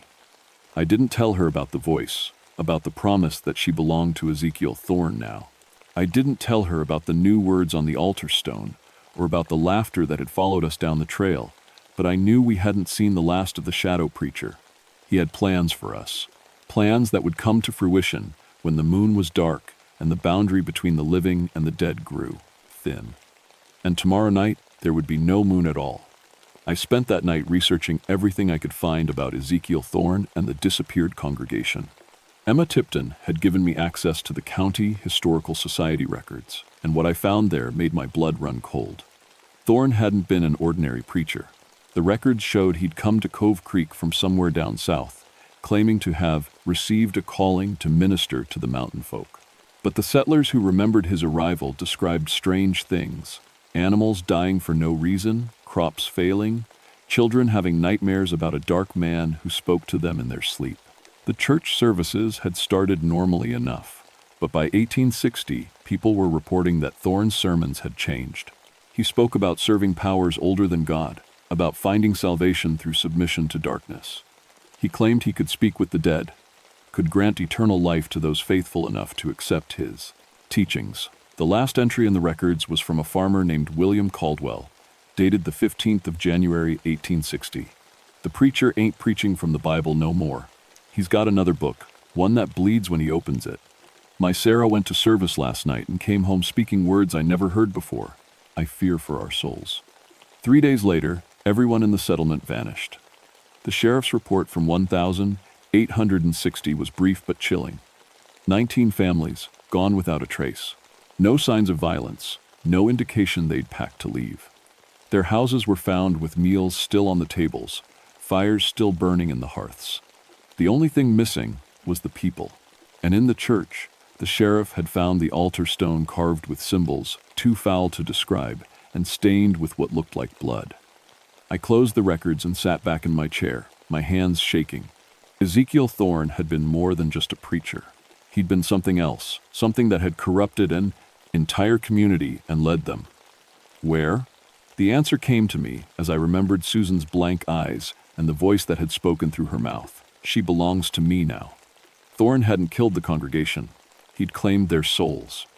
The phone rang at 3 a.m. It was Susan, and her voice was strange, distant. "Joe," she said, "I need to go back to the church." "Susan, it's the middle of the night. You need to stay away from that place." "I can hear them calling me," she said. "The children are crying, Joe. They need help." "Susan, listen to me. Don't go up there. Whatever you're hearing, it's not real." But the line had gone dead.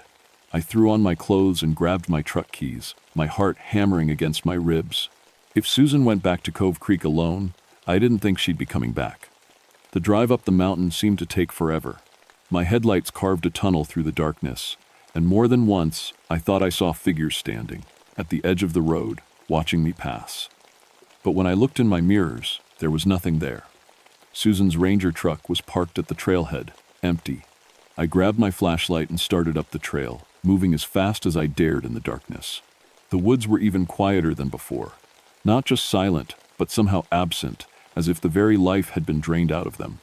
When I reached the church site, I saw lights flickering in the foundation. Candle light, dozens of candles arranged in patterns that hurt to look at.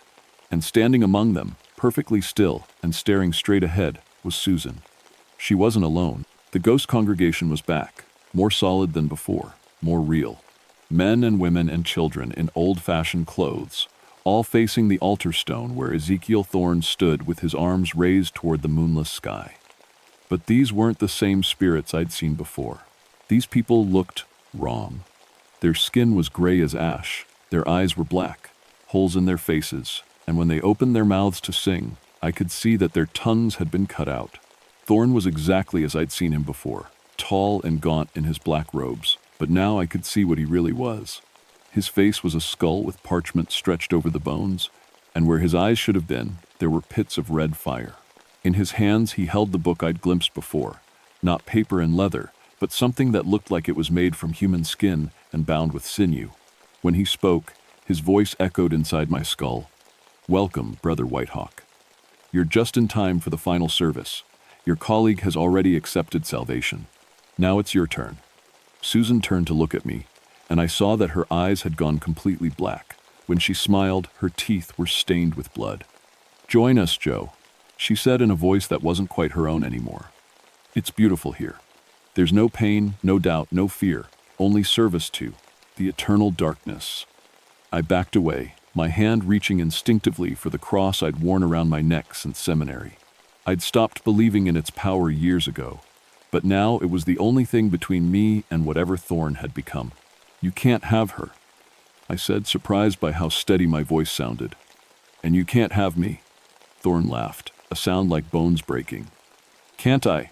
Look around you, brother. Look at my congregation." They all said the same thing once upon a time, but in the end, they all knelt before the true power. The ghostly congregation began to move forward, surrounding me in a circle of gray flesh and black eyes. Their mouths opened and closed silently, as if they were trying to scream but had forgotten how. "They gave me their souls willingly," Thorn continued, "in exchange for eternal life, eternal service. Death held no power over them anymore. Pain became pleasure, despair became joy, and doubt." He smiled, showing teeth like broken glass. "Doubt became faith." I pulled the cross from under my shirt and held it up. The metal was warm against my palm, and for a moment, the spirits recoiled. "I don't doubt anymore," I said. "I believe in God, and I believe in evil, and I know which one you serve." Thorn's laugh grew louder. "Your God abandoned this place long ago, brother. These mountains belong to older powers now, darker truths. Your little cross is nothing against the force that flows through me." He opened the book in his hands, and I heard it scream. The sound was like 1,000 voices crying out in agony, and the very air around the altar began to ripple and tear. Through the holes in reality, I could see something vast and hungry moving in the darkness beyond. "Kneel," Thorn commanded, and the power in his voice hit me like a physical blow. My knees buckled, and I felt myself starting to fall. But then I remembered something from my seminary days, something my professor had said, about faith and doubt. It's not the absence of fear that makes you faithful. It's doing what's right despite the fear. I was terrified. Every cell in my body was screaming at me to run, to give up, to let Thorn have what he wanted. But Susan was standing there with blood on her teeth and emptiness in her eyes, and 19 other souls were trapped in this horrible half-life, and someone had to try to set them free. I pressed the cross to my forehead and began to pray. Not the formal prayers I'd learned in seminary, but something from the heart. Something desperate and real and absolutely honest. "God, if you're there, if you're listening, help me. I don't know if I believe in you anymore, but I believe in good and evil, and I know this is wrong. Help me save Susan. Help me save them all." The cross grew warm in my hands, then hot, then blazing. Light poured out of it, not the harsh glare of electric bulbs, but something softer and infinitely more powerful. The ghost congregation shrieked and fell back, their gray flesh smoking where the light touched them. Thorn snarled and raised his book higher. "Your faith is weak, brother. Your doubt is stronger." "Maybe," I said, getting to my feet. "But even weak faith is stronger than strong evil." I walked forward, holding the cross like a torch. The spirits scattered before me, their forms growing thinner and more transparent with each step. When I reached Susan, I touched the cross to her forehead. She screamed and collapsed, but when she opened her eyes, they were her own again. "Joe?" she whispered. "What? Where are we?" "Getting out of here," I said, helping her to her feet. But Thorn wasn't finished. His form was growing larger, more monstrous, as whatever was behind the torn reality poured its power into him. His robes billowed out like wings, and his skull face stretched into something that barely looked human. "You cannot destroy me," he roared. "I am eternal. I am—" "You're dead," I said simply. "You've been dead for over a century, and it's time you accepted that." I pressed the cross against the altar stone, right over the Latin inscription. The stone cracked with a sound like thunder, and light poured out of the crack like water from a broken dam. Thorn let out a scream that shattered the windows of reality itself. His form began to unravel, the shadows that made up his body streaming away like smoke in a hurricane. "This isn't over," he shrieked as he dissolved. "There are other churches, other congregations. The darkness is everywhere." And then he was gone, and the ghost congregation with him. The altar stone crumbled to dust, the candles went out, and the terrible cold that had gripped the place lifted like a fever breaking. Susan and I stood in the ruins of the church, holding each other and shaking, watching the first light of dawn creep over the mountains. "Is it over?" she asked. I looked at the pile of dust that had been the altar stone, then at the cemetery, where the grass was already starting to turn green again. "For this place," I said. "Yes," I think it's over. But I remembered Thorn's last words, and I knew our work wasn't finished. There were other dark places in these mountains, other forgotten churches where evil might have taken root. And someone would have to find them. The official report said that the Cove Creek historical site was closed due to structural instability in the foundation stones. The cemetery was deemed unsafe for visitors, and the trail was rerouted around the area entirely. The Park Service put up signs warning people to stay away, and most folks listened. Susan and I never talked about what really happened that night. She remembered fragments, the cold, the voices, the feeling of being pulled towards something terrible, but the details faded from her memory like a bad dream. Maybe that was for the best. I, on the other hand, remembered everything. The feel of the cross burning in my hands, the sound of Thorn's scream as he dissolved, the moment when faith and terror collided in my heart and somehow faith won. It changed me in ways I'm still trying to understand. 3 months after the incident, I left the Park Service. The mountains were still beautiful, still spoke of God's creation, but I couldn't look at them the same way anymore. I knew there were dark places hidden in those hills, places where evil had been invited in and never properly cast out. I went back to seminary, a different one this time, one that took seriously the idea that spiritual warfare was more than just metaphor. I studied exorcism, deliverance ministry, the thin places where the natural and supernatural worlds touched. My professors thought I was obsessed with demons and devils, but they hadn't seen what I'd seen. When I graduated, I didn't take a church in some comfortable suburb. Instead, I became what you might call a traveling minister. I go to the remote places, the forgotten settlements, the old churches that have been abandoned for decades or centuries. I look for signs of corruption, for places where the darkness has taken root. You'd be surprised how many I've found. There was a church in North Carolina where the congregation disappeared in 1923, leaving behind only blood on the walls and a Bible written in a language that doesn't exist. A chapel in Virginia where hikers reported hearing Latin chants at midnight, even though the building had been empty for 80 years. A meeting house in Kentucky where every baby born to the congregation was stillborn until the parents started offering them to something that lived in the basement. I've cleansed 17 sites so far, and I know there are more out there. Thorn was right about one thing: the darkness is everywhere, waiting for an invitation, waiting for someone to lose faith and open the door. But light is everywhere too.